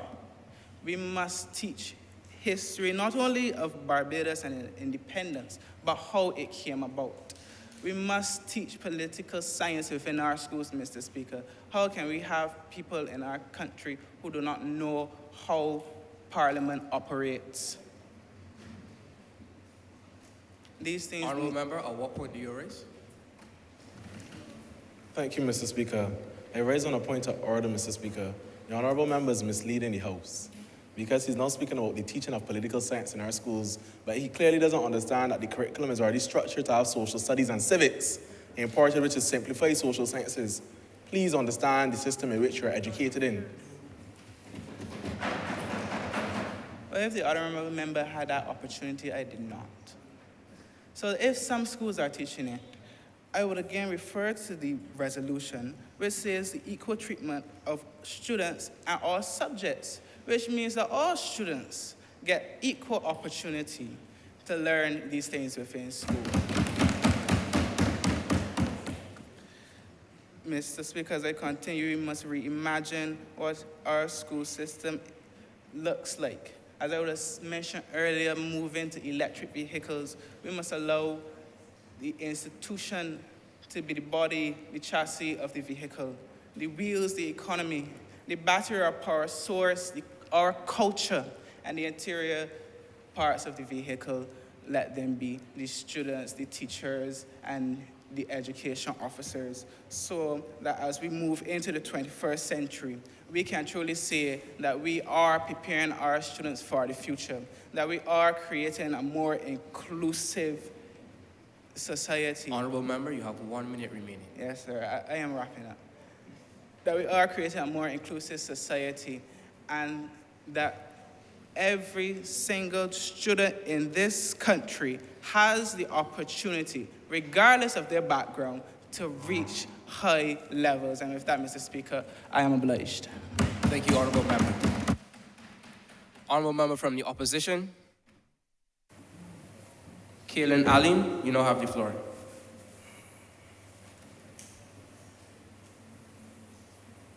Today we are here to discuss the education system in Barbados and the changes that need to be made. We say time and time again that the children are the future of this country, but yet the path to get to this future is dim. And the resolution that the government has presented here today does not lighten this path anymore. I advise the government to go back to the drawing board and bring a new resolution to do something for these children. Now, something stood out to me in this resolution, where it states,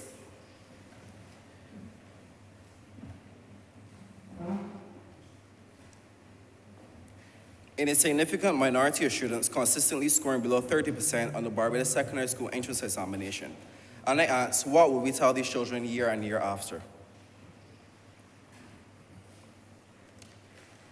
This system is not fair because it's like asking a fish and a monkey to climb the same tree.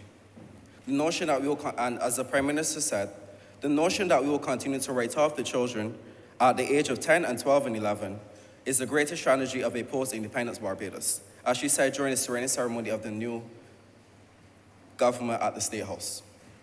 It has to go, we have to get rid of it completely.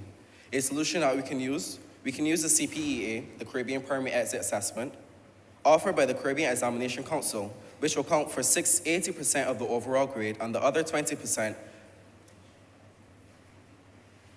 from school-based assessments will be done over a 2-year period.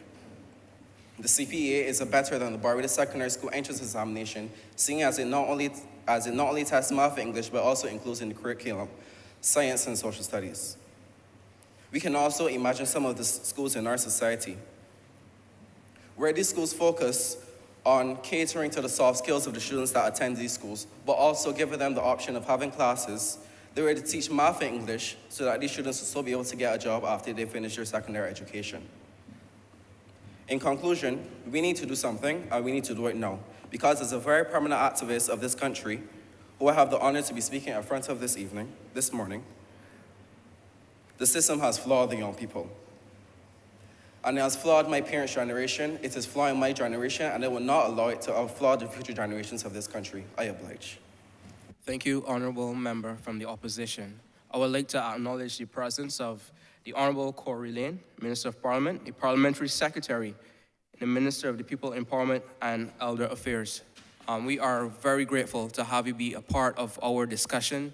It is essential that the members and the leader core of this island is present as these discourses continue. Also like to acknowledge the members of the Aline School and the Deputy Principal being present in the discourse. The question is that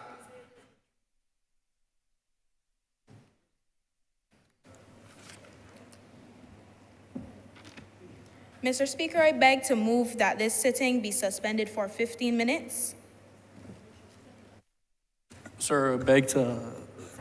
Sorry? Second that, a little too best. Beg to second that, sir. Just as a minor correction, major correction, it's the Alexandra School present, not the Aline. My sincerest apologies. The question is that the Parliament be suspended for 15 minutes. All those in favor say aye. Aye. All those not in favor say nay. I believe the ayes have it. Parliament is now in break for 15 minutes.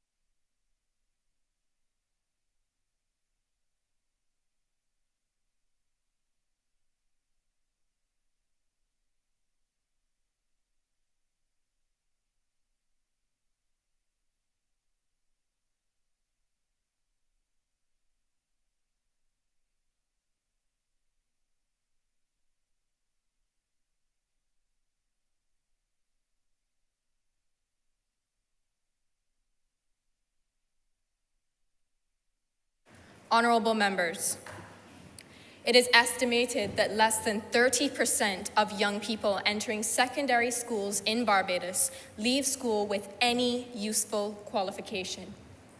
Less than 30%.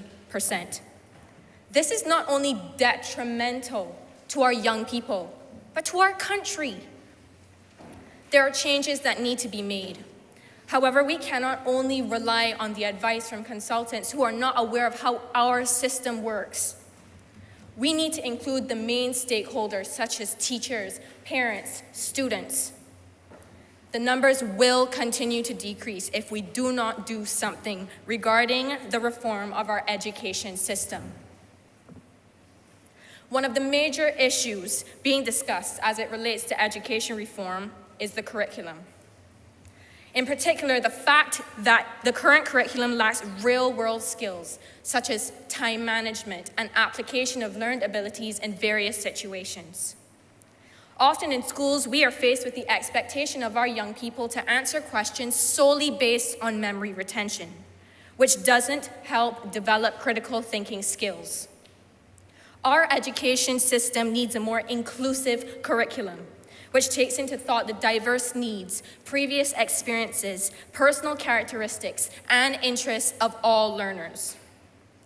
We also need to ensure that all students are provided equal opportunities and experiences despite any learning differences. Another issue we face today within our education system is the need for the implementation of continuous assessment along with standardized examination. Standardized examinations have been used in Barbados for over 30 years. But as times change, we need to recognize that it also could... Honorable member, I'd just like to ask you to allow the member of the government side to just have a few more moments to concretize her statement. Thank you, Mr. Speaker. Honorable member from government, continue. We need to recognize that although the standardized examination is effective, there's also a series of issues that comes along with it. We need to take a look at the possibility of inaccuracy in these tests.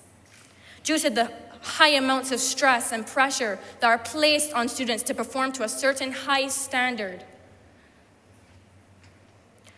pressure and stress compromise these students who face issues with their anxiety, especially when they're placed in situations where they're in a strange, unfamiliar environment. Honorable member from the opposition, will you now make your statement? At what point do you raise? Thank you, Mr. Speaker. I raise on a point of order. The honorable member is misleading the House, and she has several inaccuracies in her statements that she's laying here in this chamber. And she's speaking about inaccuracies of examinations on the day, but she, however, has come and spoken to the implementation of continuous assessments. And continuous assessments already exist. We have the criterion reference test done in Infants B and Class 2. We have the criterion reference test in social studies and integrated science in the primary school system done in Class 3. Please varnish yourselves with current affairs and the information of our system. Thank you, Mr. Speaker. Thank you, honorable member. Honorable member from government, continue.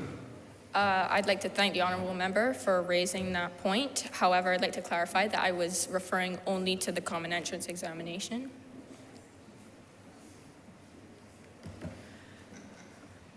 Continuing. These students cannot be assessed correctly because of these various situations that they're placed in. Strange environments, anxiety, stress. How are they supposed to be properly assessed? Continuous assessment helps students become aware of their own abilities and supports the idea of improving overall marks by focusing on their weaknesses. In our neighboring island, St. Vincent and the Grenadines, instead of the common entrance exams, students sat the CPEA, or Caribbean Primary Exit Assessment. Results showed an increase in overall pass rate by 22%. The results went from 55.74% during the use of the common entrance to 78.08% after implementing the use of the CPEA. Many schools in St. Vincent witnessed an increase in these pass rates. This is because the CPEA provides use of continuous assessment along with a final exam to determine a student's marks. We are not proposing to remove standardized examination entirely. We are asking to adopt a 60-40 ratio between on-the-day examinations and formative continuous assessment. We need to look at implementing a similar strategy to our neighbors. There's proof that lies within these statistics. This is a solution to a problem that we have right now. In conclusion, Mr. Speaker, we need to address some of the major problems within our education system, identify what is not working, and provide suitable solutions. Introducing a more inclusive curriculum would be a step in the right direction. But unfortunately, that is not our only issue, and we have many more topics that need to be discussed and addressed. Doing this could potentially create larger benefits for our young people. Not young people in Australia, not young people in North America, our own Barbadian young people. Creating a more generally inclusive curriculum and implementing continuous assessment along with the usual method of standardized examination are ways to help improve our system. We need to think about the future. What needs to be done to improve our current system? Building on what we already have, as well as contributing new ideas, we can provide a better future for the growth and well-being when it relates to the education of all students. Thank you, Mr. Speaker. I oblige. Thank you, Honourable Member Zara Spencer. Honourable Member from the Opposition, Maya Spooner, you now have the floor.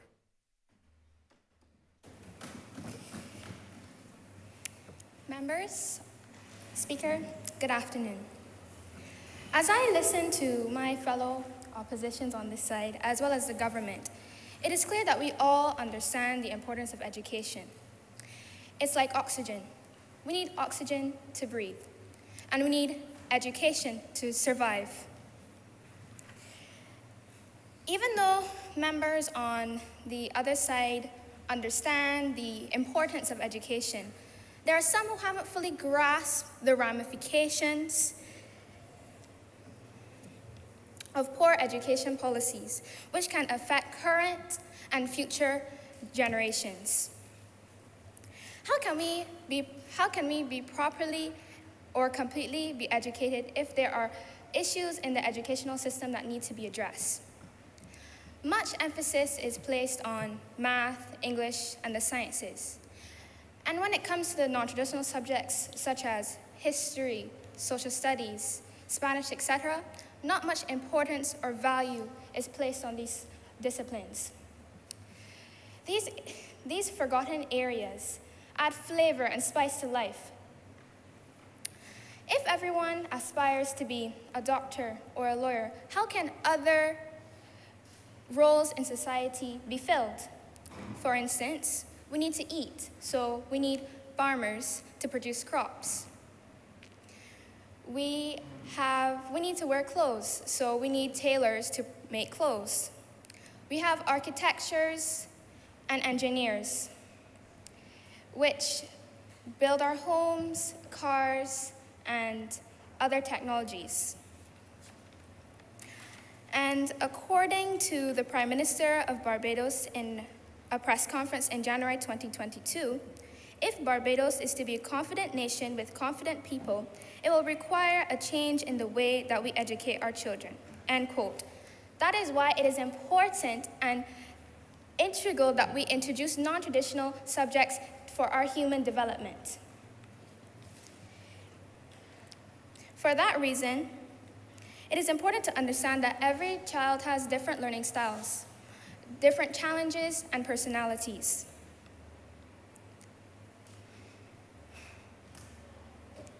For example,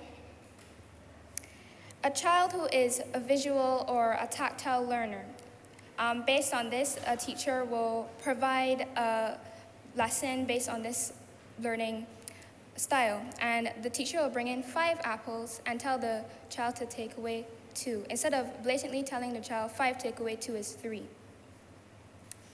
Another aspect to add to the education policy is adding diagnostic testing. This allows the teachers to identify and be made aware of the issues that students may have, such as dyslexia or ADHD, just to name a few. So teachers will know how to instruct their lesson in a way that they can deliver their information in a comprehensible and impactful manner. Diagnostic testing should be tested in various stages in a child's educational life, as not all students manifest issues right away. In order to have educational treatment and education of students, as well as creating a more inclusive curriculum, we need to ensure that our teachers are ready and equipped for these changes. We need to make sure that our teachers are ready and willing to continuously improve the way that they teach. That is why teachers should be provided with a teacher's plan, and by this teacher's plan, they would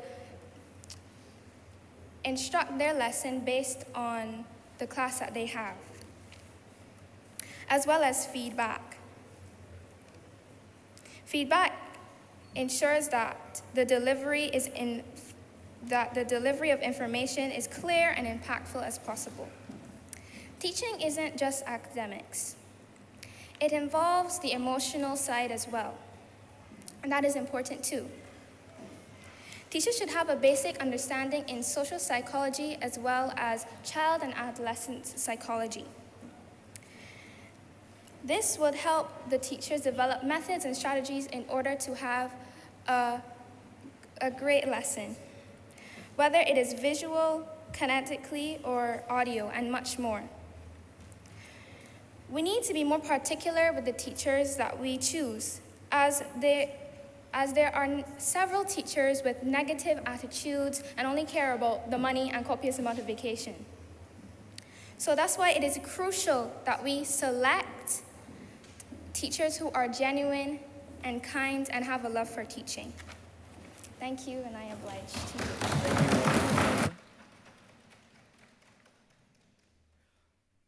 you. Further making a correction in relation to the Alexandra School, it is their head of department present, not their deputy principal. I'd also like to take this moment to acknowledge the presence and the wisdom and the experience of our judges, Ms. Sophia Skeet, Ms. Gloria Haynes, and Mr. Ronald Bullen. We give a tremendous amount of thanks for the amount of work that you've put in ensuring that we arrive at this level and then soar even higher. And we hope that even as the proceedings continue, we are all marked fairly. Next, the member of government. Mr. Speaker, honorable Ms. Kayla Boyce, you now have the floor. Sorry. Mr. Speaker, honorable members, colleagues, good afternoon. The youth of Barbados are the future, so let's focus on them. Change needs to happen with the education system. Children are not learning and understanding material that is taught. Let's all just give that a thought. Before I begin speaking about my points, I'm going to stress to us why education reform is so important. Every human being that is born has amazing potential, but they can never fully utilize that potential if a human does not have access to a high-quality education or the correct technologies that will help connect a person to valuable knowledge and information. Potential starts with the human mind. Every bit of valuable information a person can store in their memories increases their potential. Education is a human right, and high-quality education needs to be a top priority. I know we've talked about education reform for a long time. I know. But let's not make this another one of those times. Let's stop talking the talk and let us finally walk the walk. And the first step to doing so is by providing solutions, which the government has provided in this resolution.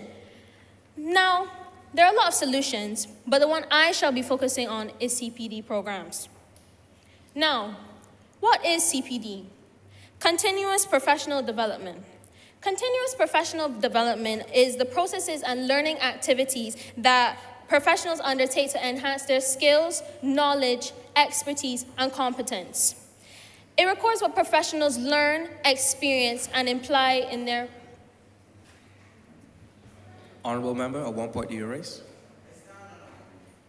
I stand on a point of order. The other side made it clear that I was reading, but I would also like to make it clear that their member is reading. Her phone is in her hand, and she's very clearly reading, looking up and down at every sentence. So may I please ask that she stops reading? Thank you, honorable member of the opposition. A reminder to the host, you may refer to your notes, but please do not refer to them copiously. Thank you. I will continue. Instead of being reactive and passive, teachers who engage in continuous professional development become passive and apply the newly acquired skills in their fields. In continuous professional development programs, they do things such as workshops, online training, or e-learning courses. I would now like to explain the importance of CPD programs for teachers. Number one, they can equip their students for the future. Let's change it. The future and technology is rapidly changing every single day, and the students of today will need to be equipped with the necessary skills to deal with this world, such as new technical skills, people skills. And teachers play a crucial role in preparing their students for that brave new world. Number two, they can discover new teaching strategies. With continuous professional development, teachers discover new teaching strategies and ways. This also helps them identify their students' needs and apply the necessary strategies to deal with them. This also gives them the opportunity to identify their own struggles and issues and improve and change their style to be more effective. And number three, contribute to better student outcomes. CPD allows teachers to be up to date with the latest trends and the best practices in their field. It also helps them in crafting personalized and practical lessons for their students. Like I stated before, it's not like CPD programs do not exist in Barbados. They do. It's just that they're not heard about a lot. And what we need to do is improve the programs that have already been implemented by approaching them with different and new effective ways. Now, how to make CPD programs effective for teachers? Number one, keep them invested and engaged. We have heard about how students learn things differently, but teachers also learn things differently. Some teachers might be visual learners, or they might learn better by taking notes. So we should try to use various methods while conducting these programs and observe the engagement level and the interest of the educators to make sure that they are also invested and engaged. And number three, create personalized programs for them if possible. Honorable member, at what point do you raise? Mr. Speaker, sir, I read in the point of order, sir. The member is still reading, and if she continues, the opposition document the House, please. Thank you. Honorable member of government, will you be willing to make the notes that you refer to a document of the House? Yes, please. Okay, continue to refer to the notes briefly. Please do not continuously read from it. This is a discussion of the House, and we'd love to hear you speak to us, and not the phone. Thank you very much. Continue. Yes, thank you. I will start reading from the House, but I would just also like to state before I continue, I have statistics after this, so I will be referencing to my notes. Continuing on. Thank you. Number three, create personalized programs for them if possible. We can try and get in touch with different teachers and ask them different questions that influence their job, such as the class they teach, the subjects they teach, and if they're happy with their current job position. I'm now reading some statistics. More than 80% of teachers report that their training had a positive effect on their teaching practices. The characteristics of training those teachers found most impactful are those based on strong subject and curriculum content. Honorable Collaboration. member, you have 2 minutes remaining. Thank you. I'm wrapping up. Collaboration and incorporation of active learning and collaborative approaches to instruction. I got all of this information from the OECD. Once again, I'm about to read a quote. Mahatma Gandhi said that the future depends on what we do in the present. So let us make a change now so we can shape our future to be a bright and successful one.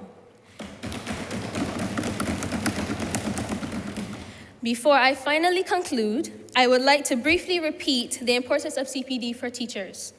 Number 1, they can help equip their students for the future. Number 2, they can discover new teaching strategies. And number 3, it can help contribute to better student outcomes. In conclusion, I strongly support this resolution. Mr. Speaker, I oblige to you. Thank you, Honorable Member of Government. At this point in time, I would like to ask Honorable Member Sarit Barker from the opposition to please take the floor.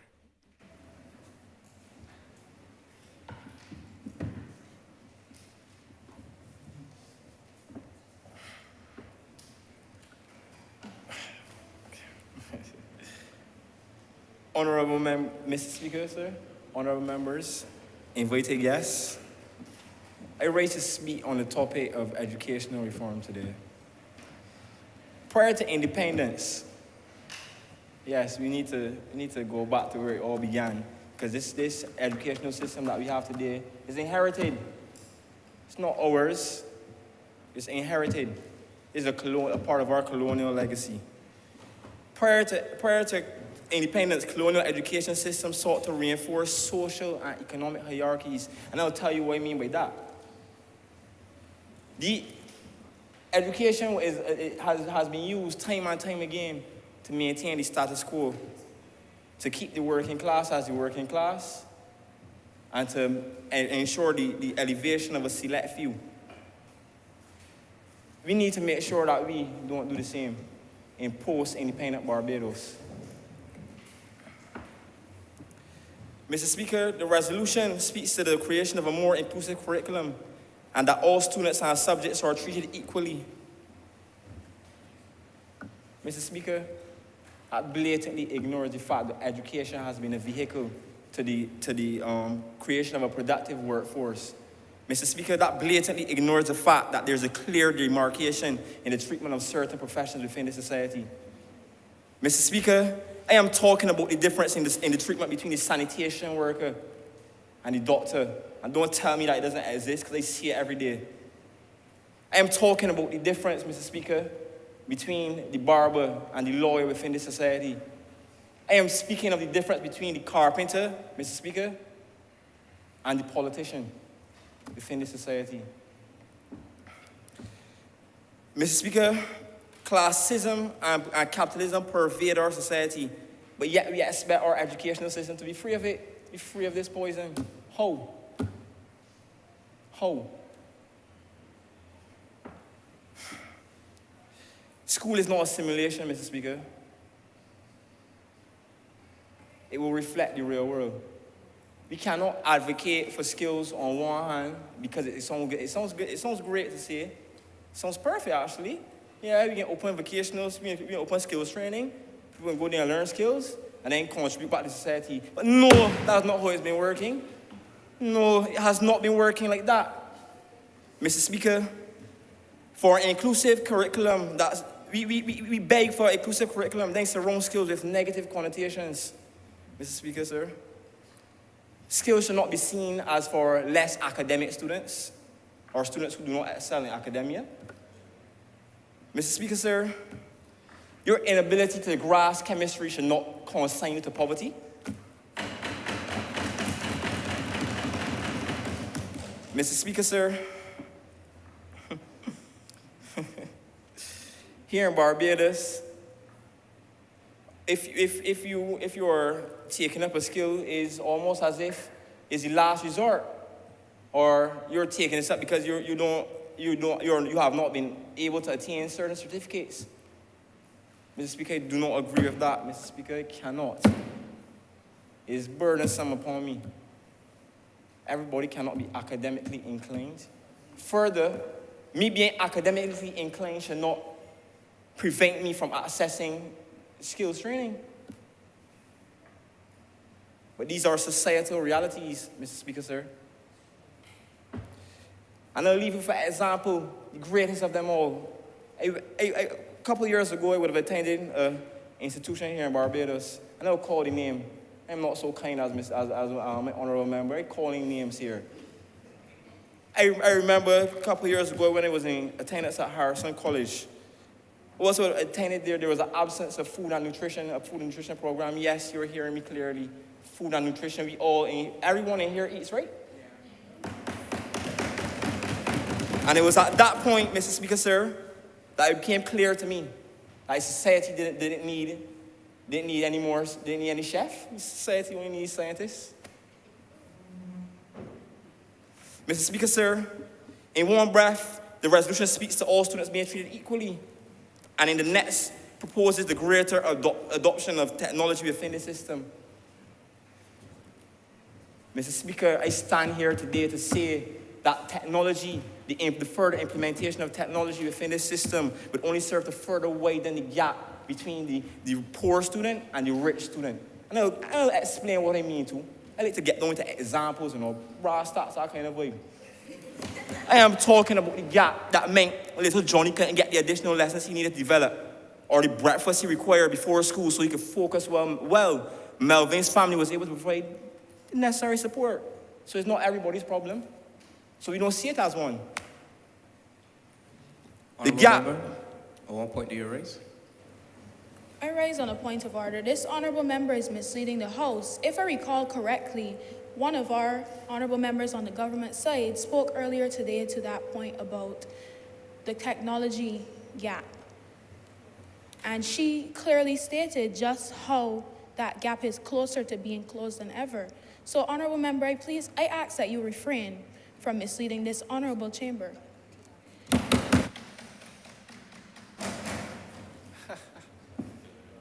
Mr.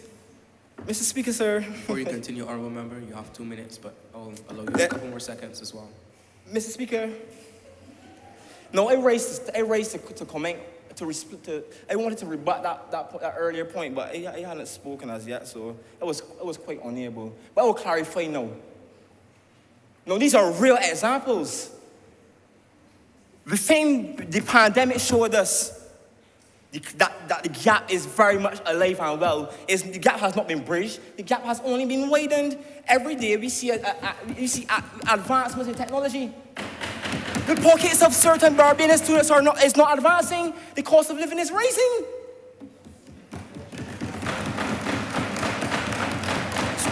Okay, so to continue on though, that was just in response. Continuing on. The gap meant that during the pandemic in Barbados, some students were unable to access an E-type of learning due to a lack of devices. No Wi-Fi. I could go on. Mr. Speaker, sir.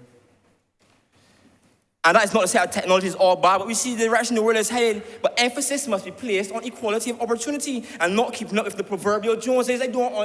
Talking about Finland and Singapore. This is Barbados.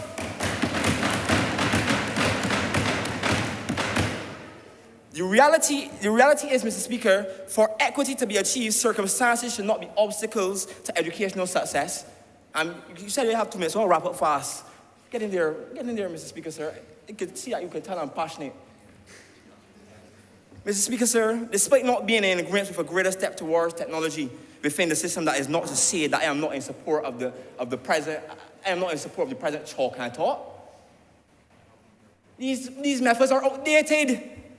Teachers need to be cognizant of the various learning profiles within the classroom, as well as learning preferences and learning challenges faced by students. Some children might require visual aids, some children might require movies, some children audio. Instead of catering to specific needs, there's an overemphasis, Mr. Speaker, sir, on content coverage. We want to regularly adhere to syllabi and time frames.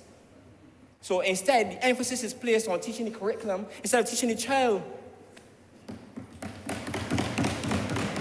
Mr. Speaker, sir, I found it unbelievable when I recently discovered that teachers weren't mandated to continue their development. Mr. Speaker, whatever Ida may learned 30 years ago, unless she is keen on her own development, I am suggesting that she's going to teach that 30 years today, 30 years from now, if she'd be so lucky.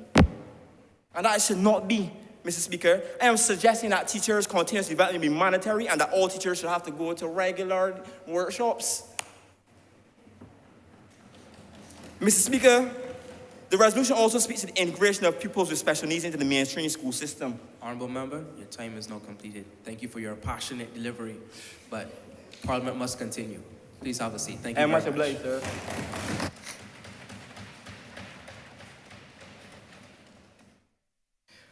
The Honourable Member from Government, Leanna Griffith, you now have the floor. Good morning, Mr. Speaker. Good morning, honorable members of the House. Now, we are here today to discuss education reform. What is education? Education is a process of training, development of knowledge, skills, mind, and character. Now, education is a precious commodity which must be dealt with precisely and delicately. Education shapes the future of this country. Therefore, we must ditch traditional learning. Every day, we take a step closer to diversity in this world. Every day, we as humans mature. Why has the education system failed to evolve throughout the years? The education system is the building blocks of life, or what we like to call the building blocks of life. This is where we lay the foundation of life. Therefore, there must be implemented structures which aid in the acquisition of lifelong knowledge and perpetual skills. For example, why do we have students who leave secondary school and graduate without knowledge of knowing how to do an NAS, filing for taxes, signing up for a bank account, knowing how to sign up for loans, etc.? This is simply unacceptable. Now,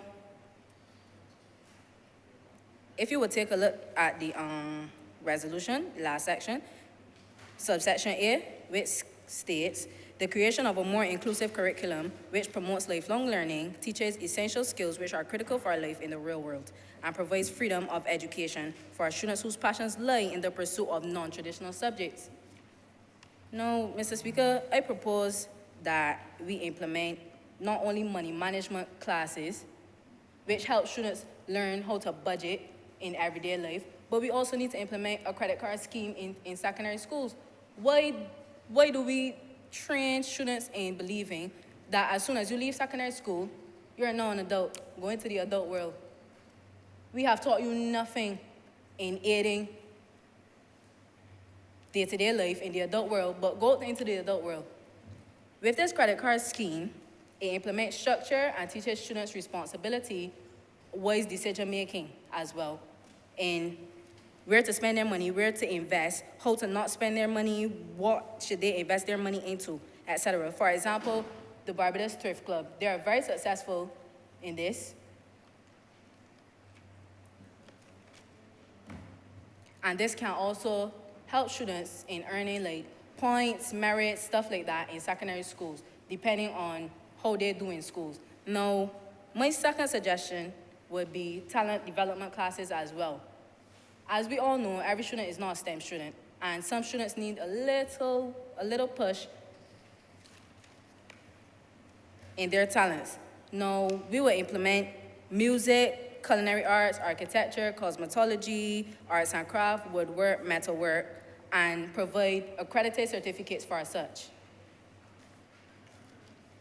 We all cannot be doctors, lawyers, or nurses, and we all know this. So this is why implementing the talent development classes would be very essential to our tertiary education system.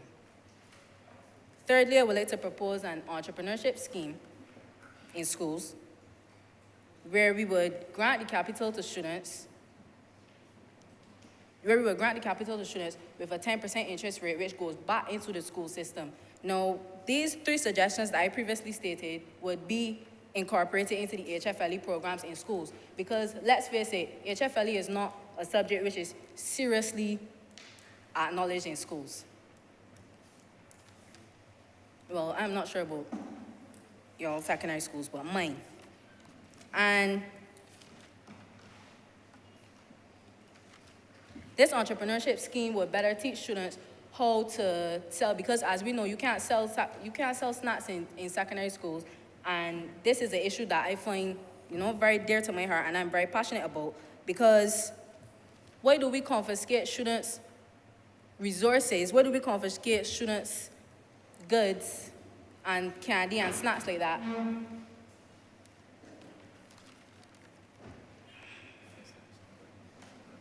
We should instead support what they aspire to be. Because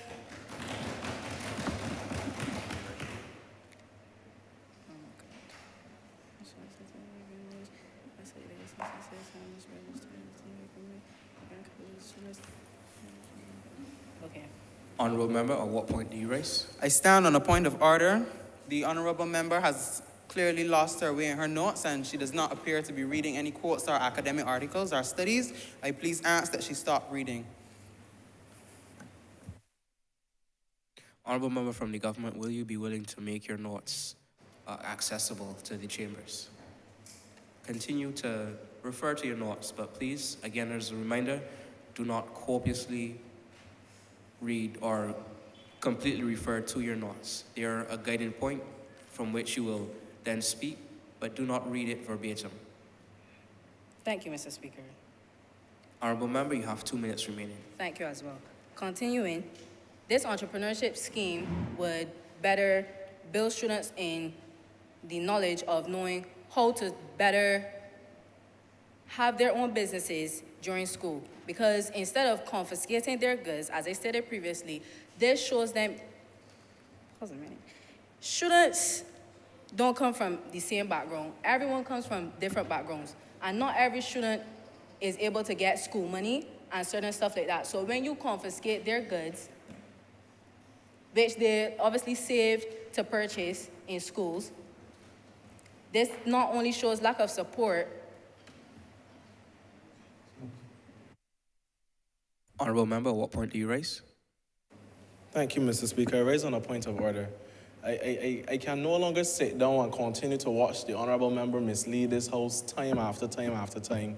From the contributions that she's laid in this House, from the entrepreneurship scheme that she's alluding to don't existing, to encouraging illegal activities in the school-based environment. Just a slight correction there. In her relation to that particular part, it was about entrepreneurship schemes within schools, not the overall youth entrepreneurship scheme. Mr. Speaker, there are entrepreneurship schemes within schools. There is a $20 challenge that has existed for more than 6 years in this country. There's also a grave concern, Mr. Speaker, that the honourable member continues to slavishly follow her notes, but then she is delivering ill information to the citizens of Barbados. That is ill will to the people. And I will ask the honourable member that when she comes to the House, that the eye contact that she makes with us on the other side be one of just and reasonable measure, because she's looking at us wizzy-wizzying when we're trying to literally tell her, like, please make sure that she's giving credible information. Thank you, Mr. Speaker. Thank you, Honourable Member. First of all, I would not encourage you to distract the Honourable Member as she is giving her speech. Second of all, it is important that we understand that there is a measure of respect that we should have for each member of the Youth Parliament of Barbados. When we bring our ideas to this table, we not just represent our own particular thoughts, but imagine some other student who is not present in this particular chambers mirroring that thought. Respect should be shown across the board. Honourable Member, as this is your first time being in this chambers, and I welcome your participation. It's been a good effort. Please do not continue to refer from your notes going forward. Carry on smartly. Honourable Member, I would urge the opposition that when you stand on a point of order, please have some substance and logic to your points. Now, as I previously stated, The entrepreneurship scheme needs to be implemented more accessible in schools. I am not sure which school you went to, but it was not at mine. Now, as I continue, this scheme needs to be more advertised, and it trains students who aspire to be entrepreneurs how it is better structured. The three of my suggestions shall be implemented into the HFLE programs in secondary schools, and it helps students in knowing lifelong skills. Thank you very much. I am obliged to you. Thank you, Honorable Member. Honorable Member of the Opposition. Dante Harvey. Honorable Member, you now have the floor. Thank you very much, Mr. Speaker. Good afternoon, Mr. Speaker, honorable members. I rise today to make a viable contribution to this debate on education reform. But, sir, first, before I begin, I'm hearing the other members on that side mentioning the teachers, sir. And once again, I raise this document, the Education Act. If you want to implement it for the teachers, you must implement it for yourself. You must implement it for the workers of the Ministry of Education, sir. But keep on moving forward. Having an education reform committee, our Ministry of Education, who lacks vision, who lacks the ability to make change, but only to copy another broken system, will be detrimental for me, those in the gallery, and those to come. Mr. Speaker, we are more focusing on the formal factor of education, the curriculum. Sir, what about the informal, the Girl Guides Association, the Barbados Cadet Corps, the Red Cross, the aspects that are teaching our young people the social and soft skills of life, sir? Sir, we need to integrate and balance these stuff into our school system, that when a child learns math and English, they also learn how to cook on the outside, sir. Cadets has taught me that. Sir, we need not to only focus on math, English, social studies, sir, but we need to focus on life and what is beyond the school. A lady by the name, I don't want to call her name, but she alluded to something and I agree. The school in St. George, Constant to be exact, is on the right, sir. The St. George Secondary School has shown persons that although you are not smart enough to attend the old schools, we can produce farmers. We can produce carpenters, we can produce masons, sir. That is the model in which we need to follow, and that is the model in which the government of the day, the government of Barbados, the Minister of Education, the Chief Education Officer needs to follow, sir. Sir, I was trying not to go that far into calling out persons in my speech, sir, but it has to happen. This is a serious matter, sir. We are here today to debate education reform in Barbados. Our voices need to be heard. Whether we're government or opposition, the government of the day, the Ministry of Education needs to take young person's voice and to take it into consideration. We are stakeholders of education, sir. We are the pillars of education. Order. Continue. Mr. Speaker, sir, the stakeholders of education are the persons who sit in the Ministry of Education for a day and do not answer the phone. The stakeholders are the persons who teach.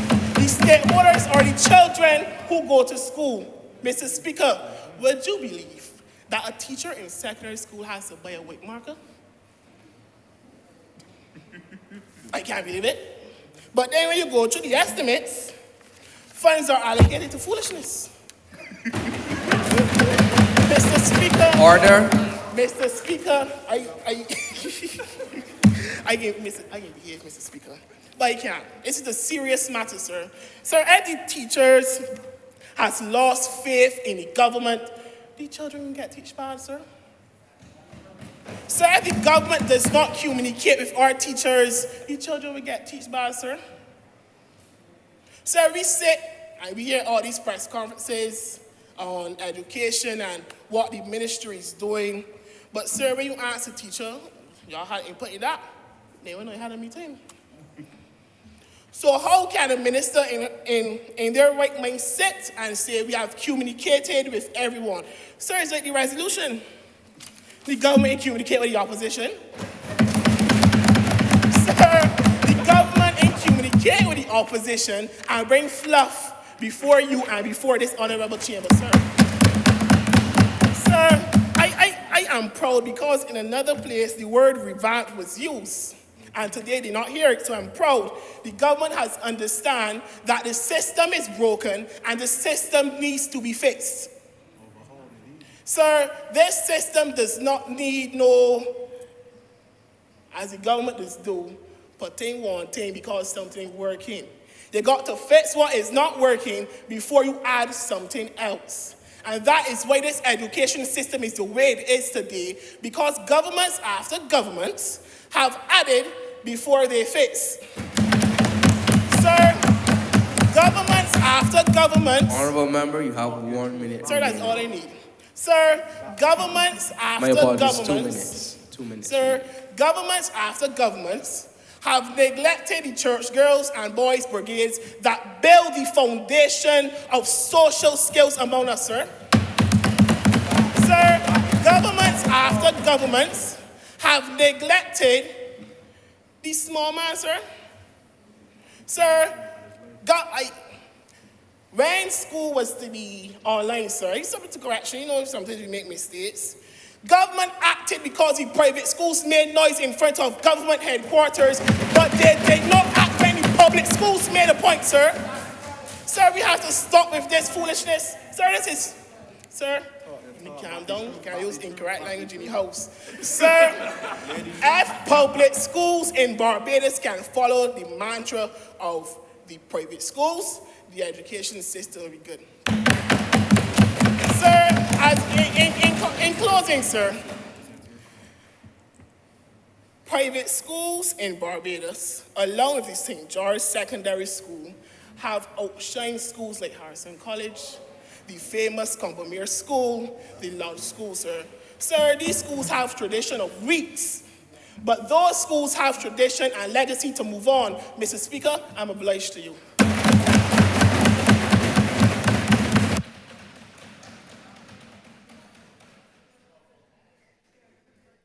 Thank you, honorable member, for that spirited presentation. I'd now like to ask member of the government, Elisha Eiffel, you now have the floor.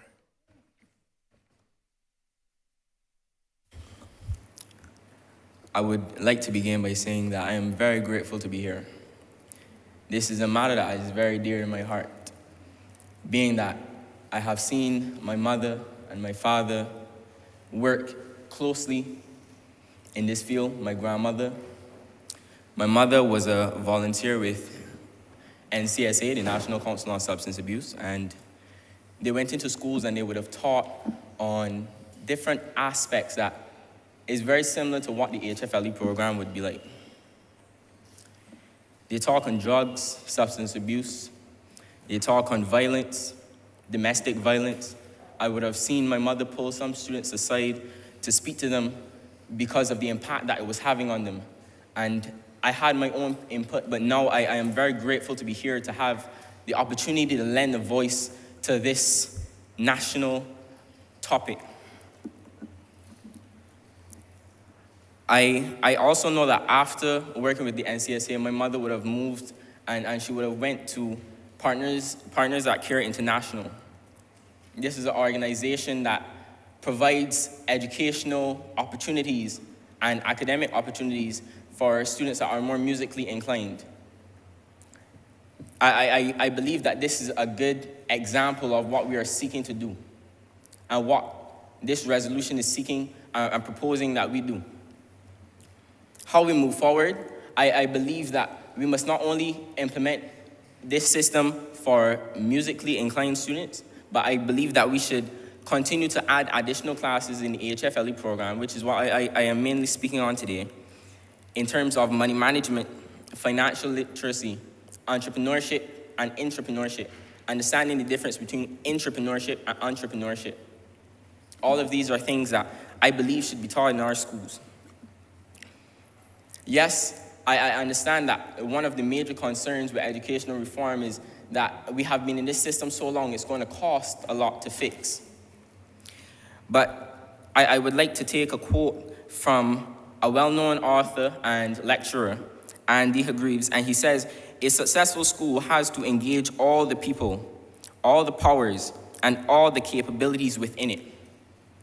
We are not only going to talk to the students about it, but we're going to talk to the teachers about it. We are going to talk to the janitors, the school meal workers." My grandmother was a school meal worker. And as a school meal worker, and me, I would have went with her on certain occasions to school, and I would have seen her having more respect. The students have more respect sometimes for the school meal worker than the actual teacher. And why is that? It's because she showed that same respect to them. What was given was received. As it comes to funding these proposals and these motions to go forward, I believe that we need to utilize the educational grants that are out there. Yes, it may be costly, but the fact is that we cannot afford to continue to allow the talent that Barbados is producing to leak into other people's economies, other countries' economies. I think that we need to create a system that encourages our students to stay here, and encourages the citizens of Barbados to continue to contribute to Barbados, developing Barbados. And that is Member, I believe you are an able and strapping young man, and you can project your voice. Kindly stand and address the House chambers. Great remarks so far. I'd like you to continue in confidence. You go ahead, sir. One such grant that we could utilize is the KLI grant, the Knowledge, Learning, and Innovation grant. This grant can be offered this grant is offered from the US, it's US based, but it's offered to many countries, and the grant amount can go up to a US $1 million, which honestly would do a lot for some of the smaller programs that we already have. I do believe and I agree that we do have programs that reach out to certain aspects in certain areas, but like my colleagues would have said, I believe that there is a lack of awareness of such programs. Accessibility. There are some programs, like what have been said earlier, there's some programs that are available in other schools that are not available other places. And like was said again, sometimes it has to do with the fact that we have schools that we depend on to produce a certain caliber of student, or a certain type of student. And we do not take into consideration that other schools have something to contribute. I believe that if we were to sit down and we were to have meetings, have deliberations with the teachers, people that would have worked in the education system, who, like me. Honorable Member, at what point do you raise? Mr. Speaker, sir, I stand on a point of order. The honorable member is misleading this. The honorable member is misleading this house. He said that the educational system here was dependent upon certain schools to produce the quota, whilst not paying attention to some of the other schools. But, Mr. Speaker, sir, the problem here is not that there's a reliance on certain schools to fill the quota. I can highlight Springer, for example, and St. Leonard's, where every Saturday, these schools are burst the brim. So this suggested elitism is misleading. Because I went on to say, I really want to add that. Thank you, Honorable Member. Honorable Member from the government side, you have 2 minutes remaining. Okay, I am wrapping up now. I would like to say that, yes, sometimes I don't wish to retract my statement, first off. I would like to say that we do depend on certain schools, and we do depend on certain qualifications that may not necessarily be, that may not necessarily give rise or clearly identify certain traits. We have such programs, yes, in all schools. We have woodwork programs in all schools, but some schools do it a little better. And that's what I meant by we depend on certain schools to produce certain students. For example, we have this, we would not expect, you don't hear certain, if I come and I talk a certain way, you wouldn't expect me to be from somewhere. And that is not a problem that we highlight very often, but I feel like that stigma needs to be taken away from schools. I feel like to go back and take my little time remaining, I'll go back and go back to the money management. I believe that money management, like my partner would have said, money management, financial literacy, entrepreneurship, all these things should be taught on a broader basis. Access to these type of programs should be quicker and more available. The advertisement and the incorporation of it into our school system, not outside programs, but into our actual school system, the actual system that we are seeking to change here, should be recognized. We take a lot of time in school, and I feel like some of the time that we take in school, that students spend in school, should be dedicated to this area. And with that, I oblige.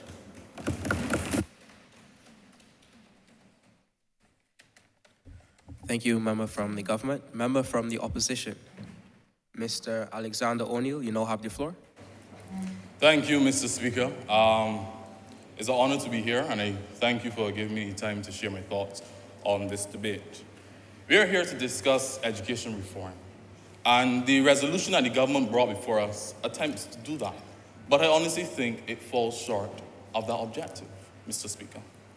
In 1996, the then leader of the Labour Party and former Prime Minister of the United Kingdom, the Right Honourable Tony Blair, said at the annual conference that he has 3 top priorities: education, education, education. Another quote that is associated with Mr. Blair is, education is the best economic policy. Education must be employed by... Just one moment, honorable member. I'd like to again encourage everyone, please have your phone on silent or turn it off. This is a process in which democracy is taking place, and I'd like everyone, encourage everyone to have the utmost respect for the process of Parliament and have your phones on silent. Thank you so much. Continue, Minister from Opposition. Education must be employed by the state to create wealth for the state and the individual. In that light, this resolution lacks the strategic objectives in doing so, Mr. Speaker. Mr. Speaker, the solutions of this resolution are not substantive, Mr. Speaker. Mr. Speaker, the solutions that they also provide are solutions that are already implemented in the current education system, Mr. Speaker. So what has been added, Mr. Speaker? Nothing, Mr. Speaker. In addition, this resolution has no financial structure to fund these solutions. Whenever a government is serious about solving a problem, it has to fold into its plan a financing system. And if these solutions are to manifest themselves, where is the money coming from, Mr. Speaker? I would like to recommend some solutions to this resolution. And one of my recommendations are establishing endowment funds for the educational institutions. Some may ask, what is an endowment fund? An endowment fund is a portfolio of cash flow or non-cash flow assets. Equally, why an endowment fund? An endowment fund can supplement expenditure that government has already allocated to these educational institutions. In the year of 2022, the estimates state that the non-statutory and statutory estimates for this year is $570 million for the Ministry of Education, Mr. Speaker. That may seem like a lump sum of money, but really and truly, that is not efficient to properly finance these institutions and the accessory organs of them, Mr. Speaker. Equally, if these endowment funds are successful or returns are high enough, they could equally reduce the expenditure burden on central government, Mr. Speaker. How would these funds be capitalized? Government can initiate these funds with $10,000 of seed capital. That would equate to about $1 million. And that would be 105 schools across Barbados. That's secondary, primary, and nursery, and the special needs schools that have the programs that they say that don't exist, Mr. Speaker. Managing these funds. There should be an expenditure freeze for at least 5 years to give these funds at least some time to grow before any sort of liquidation. In addition to government financing as well, the private sector also has a role to play. They can generously contribute to these funds and benefit from a tax break. In addition to the private sector, you also have alumni and parents. It doesn't matter how small the contribution can be. It doesn't matter how small the contribution is. All would be welcome, Mr. Speaker. As I mentioned before about the expenditure freeze for 5 years, within that 5-year period, the schools or whoever management is appointed to manage these funds would embark on an investment journey in equity investments and debt investments. Because of the nature of these funds, you want safety. You want safety and you want stability. Given that, there is New York, there is London, there is Singapore financial markets that give us that credibility, that safety, and high yield that is necessary for these funds, Mr. Speaker. Equally, there is domestic financing as well. With these funds, the government can borrow and also invest back into the same educational policy. How is that? How is that, Mr. Speaker? When the management of these... You have 2 minutes remaining. When the management of these funds go about embarking on their investments, they can buy government bonds, the same government bonds that finance the government actions, can then invest in the same education institutions. Then at the same time, the education institutions benefit from interest payments paying back to them. So they benefit on both sides. Direct investment to the institution and also interest payments back to them. So that's a win-win scenario for these institutions, Mr. Speaker. After the first 5 years have elapsed, Mr. Speaker, they would set a target of 5% liquidation of the total fund. So to add to the allocated financing that government has already allocated for the institutions. Equally, there must be a growth target of more than 5% so that when the 5% liquidation annually going forward, that the fund is not depleted over the time period. So you would have to ensure that there's a return of equal to 5%, which would equate to a break even, or more than 5%, which would ensure growth of these funds, Mr. Speaker. And with that, Mr. Speaker, I'm obliged to you. Thank you, Honourable Member. That was a well thought out and comprehensive economic or financial approach to the solutions. At this point in time, I would like to ask Ms. Trinity Weeks from the government to please take the floor. Mr. Speaker, honorable members, good morning. Good afternoon, thank you. I am glad that we all can sit here today and notice that education reform needs change.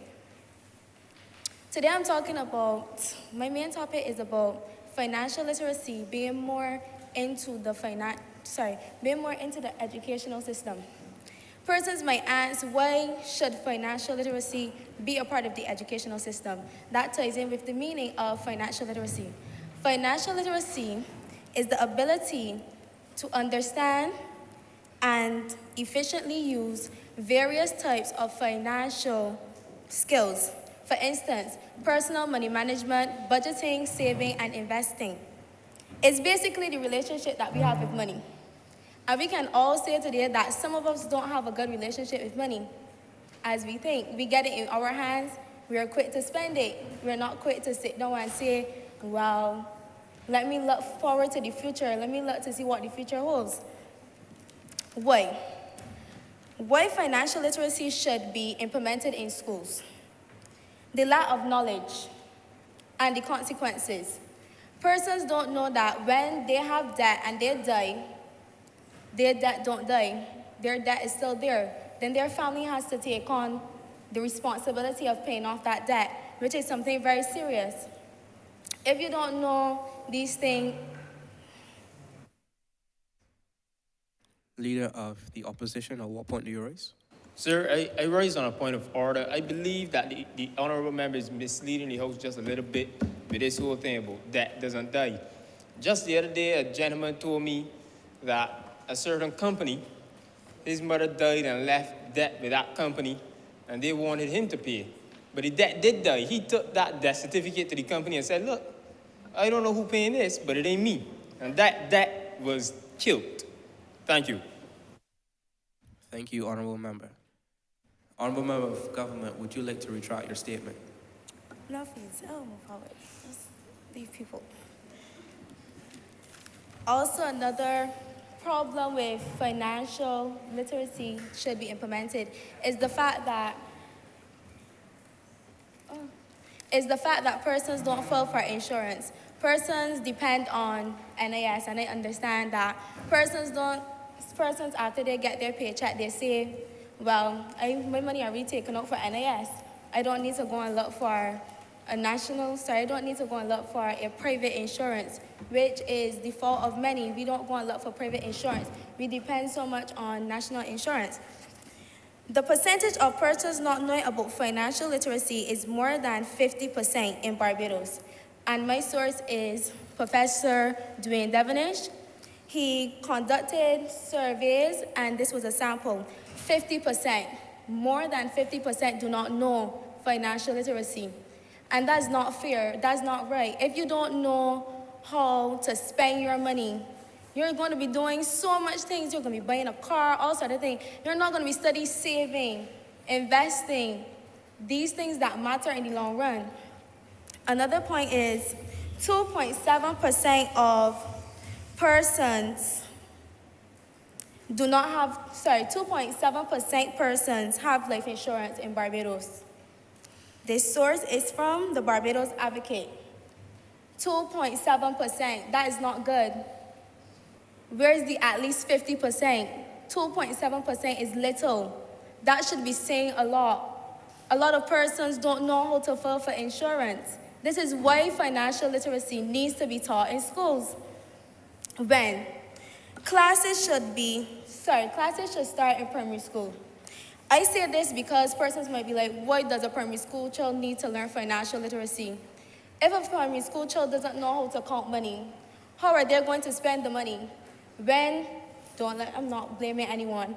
When they go to a snack vendor, they don't know if that person is giving them back the right change. They are not sure if this person is giving them back the right change. This can also work by using the basic mathematics skills. This can work with taking mathematics from inside the classroom and putting it outside. Secondary schools can learn it as a basic right to life in health and family life sessions. It can be learned because finances is life. Programs for tertiary levels can go more in depth than it would in secondary and primary schools, like teaching persons how to file for a private insurance like Sagicor, teaching persons how to save, teaching persons how to budget their money, how to spend their money, and making classes more interesting for children because a lot of children don't have the attention span like some of us might. So not making the classes long and boring. Also to my closing, if we fail to prepare our youth, prepare for our youth to fail. And I do not want our youth to be failing because they did not know or they were not told how to budget their money. I don't want them to look back and be like, oh, nobody told me about filing for private insurance. Nobody taught me these stuff. I don't want children to be like that. So it's time for a change. With this matter, I am finished. Thank you, Honorable Member from Government. Just a quick reminder, in terms of sourcing, ensure that the sources that you use come from academic or economic sources. While you had great speech alignment and good causation and whatnot, ensure that your sources are strong. Member from the opposition. Good afternoon. Thank you very much, Mr. Speaker. Mr. Speaker, I rise on a topic that is very dear to my heart. Caleb Brathwaite, just for the record, Caleb Brathwaite, you now have the floor. More time. 2 seconds, continue. Good afternoon again. Mr. Speaker, I rise on a topic that is very dear to my heart, that of educational reform. And we as a society must recognize that the time is right for educational reform and we must not let it pass. Mr. Speaker, on the onset, I want it to be known. I left secondary school with 6 CXCs. I then went to BCC and obtained an associate degree in law as well as government and political studies. I'm currently in my final year to obtain a bachelor's degree in law. And not once has the height of my hair or the style in which I wear it affected my learning ability. And people within the educational sector must understand that. Why must I cut my hair to learn? It must not go on. And I was forced to cut my hair. Not once. We must become emancipated from mental slavery and rid ourselves from that colonial mindset. Mr. Speaker, the opposition proposes that diagnostic testing be administered at the reception level because we must see if a child is suffering from dyspraxia, dyslexia, ADHD, and is at that critical juncture, we must test for that. The opposition also seeks to propose that soft and social skill teaching be done from first to second form, because that research shows is at this preteen level where a child undergoes many physical and cognitive changes that you want to instill such traits. And let it be known that soft and social skill teaching is only done at the St. George Secondary School, and it must be widespread. Mr. Speaker, to effectively, and I stress on effectively, reform the educational system within Barbados, the combinations exam should go. It should not remain.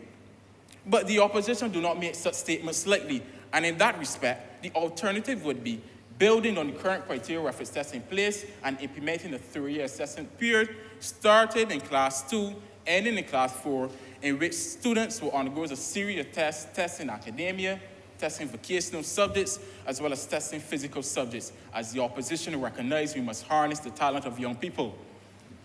Mr. Speaker, the opposition also thought it necessary that in terms of testing a child's physical abilities so that we can make more outstanding citizens like Shade Williams, Garfield Sobers.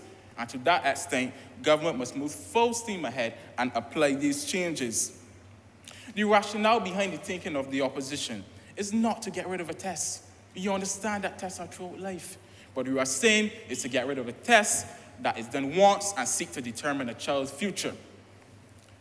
We must reimagine secondary school education in this country. And to that extent, backed by the results of the criteria reference test, that would help with the allocation to secondary school. Mr. Speaker, the current allocation to secondary school is not the entire problem, because the opposition recognizes that not everyone can learn at the same pace. We understand that. Mr. Speaker, I, for one, in primary school, at my primary school, there's 4-1, 4-2, 4-3, and 4-4. I was not in 4-1. I wasn't even in 4-2. I was in 4-3, and it was because at that level, I was learning at a different pace to others, and look where I am today. Mr. Speaker, it therefore comes down to an all-society approach, getting rid of the stigmatization on where you go or where you went to school. It can no longer happen in this country. The opposition recognizes that it's not... Order, the member is still making his statement. Continue. The opposition recognizes that it's not an overnight approach, but he can who tries. Mr. Speaker, let it be known this is not to signal the opposition's support for the current structure and curriculum in place in schools today, because subjects that are taught in depth, like physics and biology, should not happen until the fourth form. Why should I be learning something that is so in-depth? Practical teaching should be done, and only when a child seeks to interest in specialize in that particular area should more in-depth teaching. Can you tell me, Mr. Speaker, that you have ever applied Y equals MX plus C doing day-to-day things? No. Mr. Speaker, I also seek to propose that the VART questionnaire, which stands for the Visual, Oral, and Read and Write and Kinesthetic Guide to Learning Preferences, be administered upon each child entering secondary school, so that the educator has a comprehensive analysis of the learning style of that student. The opposition also calls for the current dismantling, destruction, getting rid of the disciplinary regime in schools today, and which this resolution has not touched on. Where is the reform for the disciplinary procedures in school? Where is it? How on earth could you as a principal seek to send home a child who acts out in school? Do you think that is the best way to deal with that child? Or what they do, sir, is start them in school and put them into school suspension, give them letters to carry out the school, and learn nothing of substance that day. Make it make sense. The opposition proposes that guidance counselors be increased to 2 in each secondary school and have 1 in each primary school, along with implementing a behavior intervention plan made up of best practices. The opposition also called for the formation of primary and secondary student councils. Youth inclusion is much talked about in this country and little to be seen. Students shall have a voice at the table. We get up on TV and we hear the ministers say, oh, they have consulted all the stakeholders, and the decision that it will ultimately affect the students, nothing is said to them. I have not been consulted. Have you been consulted, Mr. Speaker? Mr. Speaker, in closing, I want my honorable friends to know that we must aim for our educational system to be good, better, and the best within this modern world. And be assured, this opposition won't rest until such goes. I am obliged to you. Thank you, member of the opposition. At this point in time, I would like to invite Shakobi Riley. Honorable Minister, you now have the floor.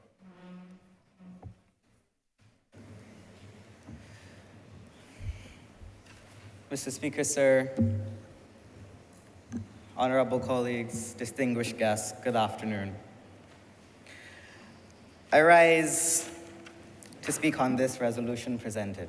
Well, that was the original plan, what was in the resolution. But after hearing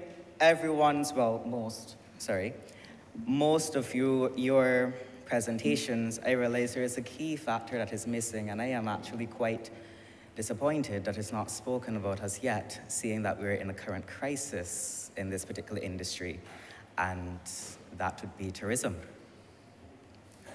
Now, anybody that knows me knows that I am a tourism guy. Honorable Minister of Tourism and International Transport, please give me a call. Thanks.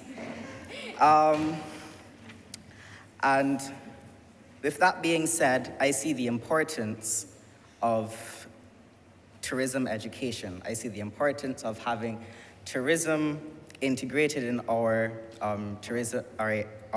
educational system. Now, before I get that deep into the tourism, let me first touch on the integration of soft skills because it all links back.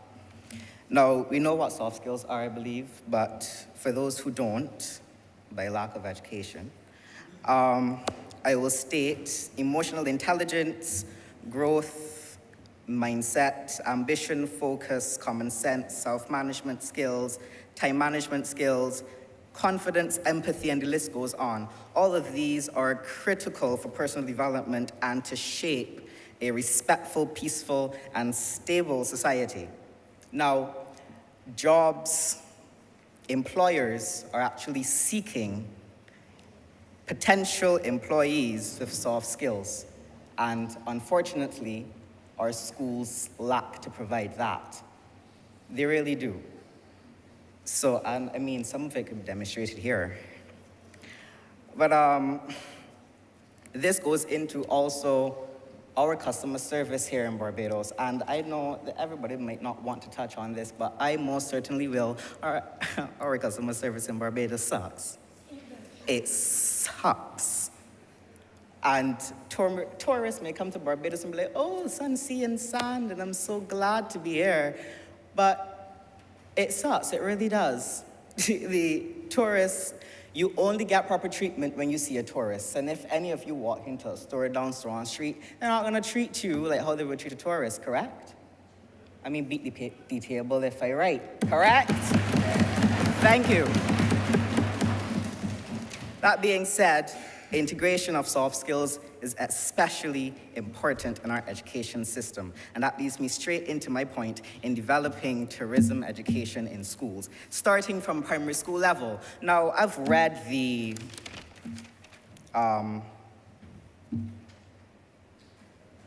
what is it? Oh God, no, not the Education Act. The Barbados Tourism Master Plan, yes, that. And in that speaks to educational tourism and tourism in education. Now, how many of you are aware of the sleeping, I'll call them sleeping, programs that are implemented by the government for tourism education? Thank you, Mr. Howell. Right, not many people are aware of it, but we have STEP, which is School Tourism Education Program, and we have TEAM, which is Tourism, Education, and Me. And these are just two of the programs that are supposed to be active in our schools that are not. Where has it gone? We implemented this in 2011 for 6, 7,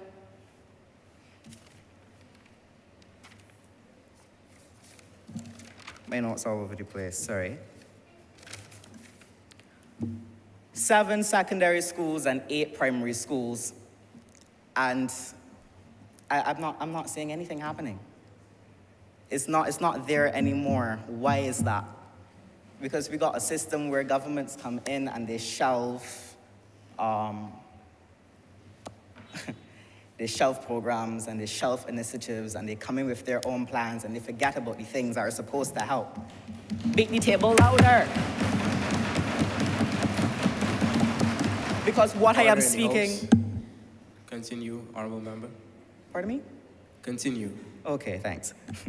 Right, because what I am speaking is facts. Honorable member, you have 2 minutes remaining. Thank you. We stand up here and we conjugate and we talk about all the different things that the education system is missing and what it is not doing, but we neglect the fact that tourism is a huge part to play because where is the majority of our income coming from? The tourism industry. And we do not teach our students enough about it. We're supposed to have this integrated in the social studies. They're supposed to be inclusive of culture and stuff. And what was happening to our Barbadian culture? How many of you in here knows that there's a national dress for our country? It seems like only one person. And that is evident of the failing system. No, it cannot go on. And these programs need to be picked back up and stuff needs to be added. Now, linkages, and it is very, very important to understand that there are linkages to, tourism works on linkage. Tourism works for everybody. And we cannot continue to build a society that decides to put tourism in a box by itself and everything else goes on about its business, because then we have the problem that we have now. Unsustainable. And how do you expect to put the tourism industry in the hands of people that don't know what they are doing? Anybody can answer that? No? Okay then, my point exactly. In here is silent. Absolutely silent. Because it's not being talked about. And everybody overlook it. But it's an important, crucial part of our industry and development as a society. Economically so as well. So Honourable Member, I'm implore... going to ask you to wrap up. Yes, I will. I would implore that while looking at the education system, that we involve tourism. We don't have to put it at the forefront, but we need to integrate it because it is important. We are a society, we are a country that depends heavily on tourism. And no more can we sit down and say after COVID-19 to put tourism in a box by itself and look at other ways to generate money. It cannot work. It will not work, and I will not stand for it because we need to include tourism. It is an important part of our society, and we need to embrace our culture and not be Americanized. With that, I oblige. Thank you, Honourable Member, for your remarks. Quite eye-opening. Honourable Member from the government side, Janae Herbert, you now have the floor.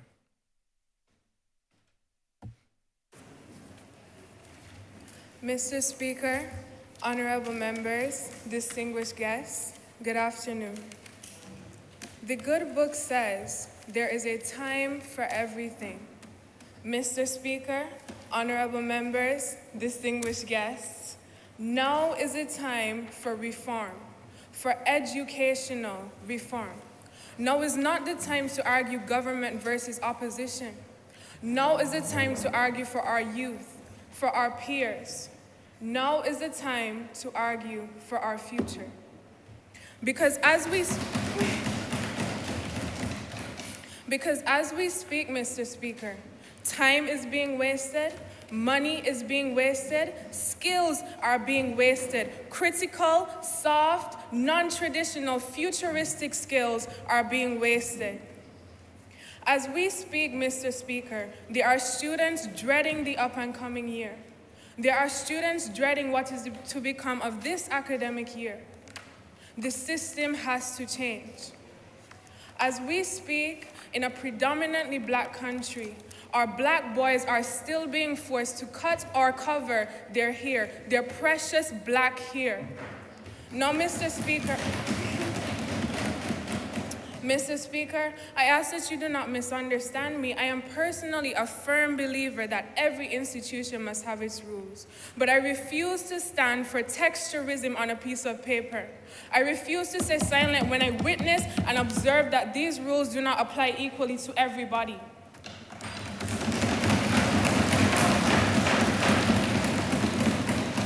Mr. Speaker, the system must change.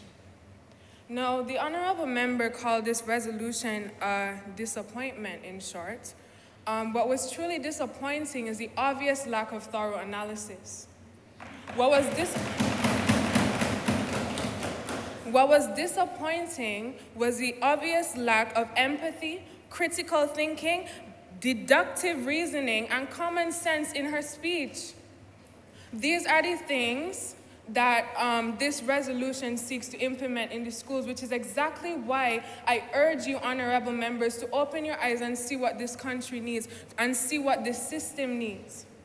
We need an educational system, Mr. Speaker, that redefines our country's concept of intelligence, that reconstructs our country's concept of success and what is needed to be successful.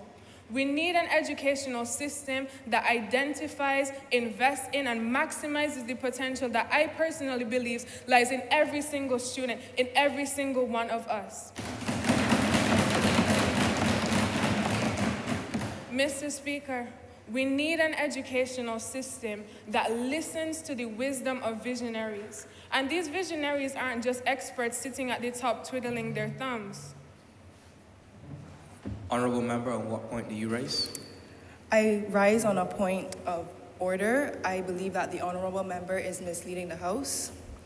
All I have heard, I'm not sure about y'all, is people bringing solutions to the table and just generally critically thinking about the resolution that was brought from the government and just going through it and saying and pointing out the faults in it as well as giving proper solutions. So I am not really sure where the honorable member is really coming from. Thank you. Thank you, Honorable Member. Mr. Speaker, I would like to clarify. The absence of critical thinking and deductive reasoning in particular was in relation to the points made about the resolution. It appears as though the general terms used were not thought about thoroughly, in the sense that when we use vague terms and we use general terms, it is not to create some kind of ambiguity. It is to create umbrella terms that encompass everything. This resolution is based on inclusivity, and its language is also based on such. Honorable Member, all point to your raise. I rise on a point of order again. The honorable member is misleading the House. It seems to be very confusing to me that she is pointing out the fact that the honorable members or a specific honorable member is being vague when they're speaking, when they're actually speaking about how vague the resolution is. So I'm not really understanding, again, what she's really saying. Thank you. Thank you, Honorable Member. Again, this may be the last time I address your points of order, but my absence and observation of the lack of critical thinking and deductive reasoning was not on the vaguity of your terms, but it was on your failure, on the failure to fully understand and try to look deeper at what the words on this resolution meant.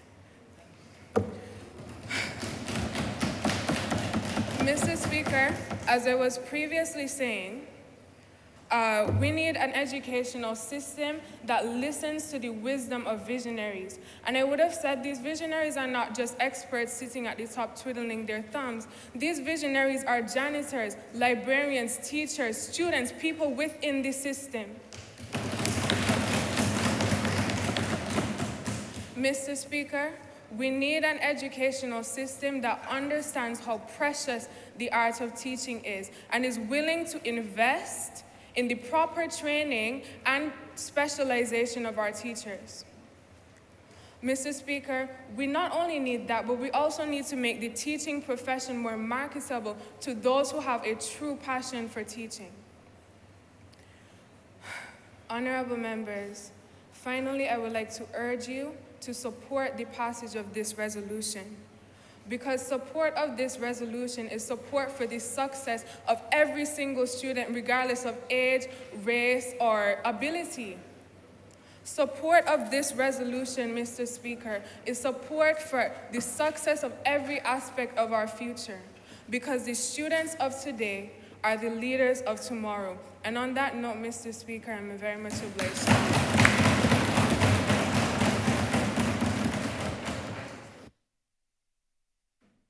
Thank you, Honorable Member. Madam Prime Minister. Thank you, Mr. Speaker. When I began this morning, I said that, I was excited to be here, I was happy to be here. And I didn't think that I could have gotten any more happier today, but I actually am. It makes me so happy to be in a room filled with these brilliant minds as we heard their contributions as it relates to this topic that is of high importance in this country. And I think from hearing everyone's contribution, we can come to the conclusion that it's time now for change. Right? I want to say again that education is just not about learning math and English. It goes beyond that. It is about soft skills, learning that soft skills. It teaches us humanity, lessons of humanity, It highlights talents and leads to innovation and discoveries. And that is why I need society to stop placing so much emphasis on the school that persons attend. Because the school that you attend does not signal your capabilities. It is about what you go there and what you do at that school. And I also want us to stop placing so much emphasis on competition against schools in this country, because it is about producing well-rounded citizens. And I will go back to this HFLE program because I am passionate about that. I feel as though that is a tool, a transmission tool, and I keep saying it, because whatever you cannot learn at home because mommy has to work 2 jobs, you must be able to learn at school. And I feel that that program could be so much more than just a free period. When I was going to school, that was a free period, and I'm here to say I don't want that to be a free period, but I want that to be a period where we are teaching our students the necessary skills that they need to function in society. So I will go back to that because it will not directly take away from the syllabus, but it will be a period for us to produce, again, well-rounded citizens.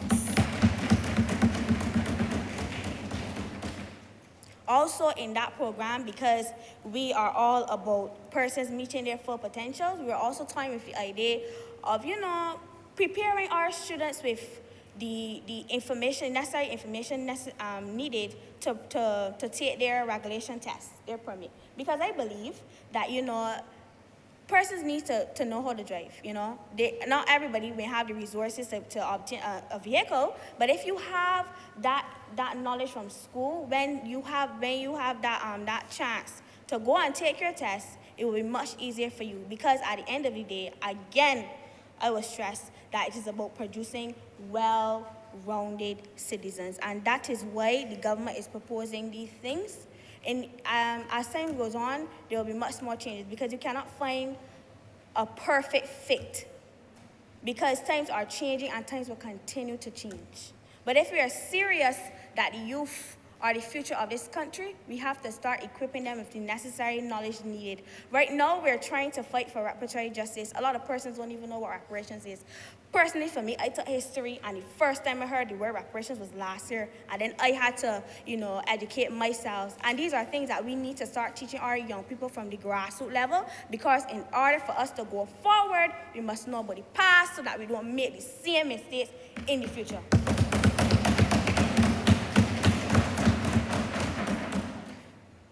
So, Mr. Speaker, at this time, I beg to move this resolution. Beg to move that this resolution do not pass. Sorry. I second this motion.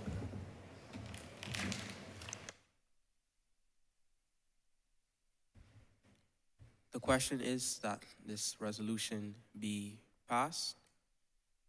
All those in favor say aye. Aye. All those not in favor say nay.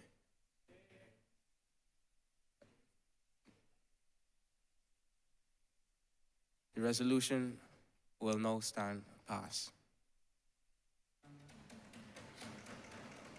Leader of the opposition, you now have the floor. Yes, sir. Mr. Speaker, sir, I beg to reserve my right to speak and move the vote of thanks. Permission granted. I want to thank everyone for coming today, especially those in the public gallery, whether it be from tertiary, secondary, or primary education, sir. I also want to thank the opposition for not providing any knee-jerk solutions, but properly thought out, critically thought out, and meticulously thought out solutions here today, including more social workers, more guidance counselors, and our advisor on finance for how this venture should be funded. And sir, as we prepare our children for the world of today, we cannot forget to mention not only their e-readiness, but also their work readiness. And sir, in a world where contracts are the thing of today, we need to educate our children also in schools about what to expect in this world of contracts, sir. As when you go for a mortgage or a loan, sir, contracts aren't really viable. The youth are crying out for the financial institutions and employers, sir, to come together to instill some kind of a clause rather than getting 3-month and 6-month contracts to say, well, this is a 5-year contract and it will be reviewed every 6 months or so. And this is another way in which we can include in our educational system, sir, how we go forward, how we proceed, and this is what the youth of today want. And sir, I want to thank the Ministry of Youth, Sport and Community Empowerment for providing this debate for us, providing all the sessions. I want to thank the Ministry of Education, sir, for the continued education that we get, the government of the day for the continued free education, and everyone else who made today possible, including you, sir. Thank you.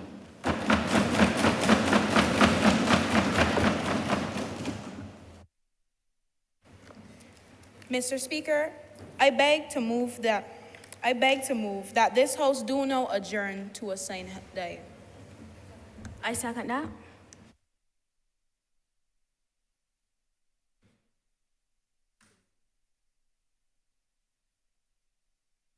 Okay, thank you, Leader of Government Business. At this point in time, I do share the sentiments of the Prime Minister and the Opposition Leader. This has been an enriching experience. Filling this role as Speaker is not one that I took lightly, and I am overwhelmed at how eloquently, how articulately we each presented our arguments and our cases, whether for or against. I applaud the level of camaraderie from either side of this chamber. It was incredible. I thank you, and I look forward to continuously being present as we engage in further discourse on this particular issue on education and further matters that affect the youth. At this point in time, I would like to... The question is, the host is adjourned. My apologies. I second that. Thank you. Greatly appreciated. All those in favor say aye. Aye. All those not in favor say nay. I believe the ayes have it. The session is now adjourned.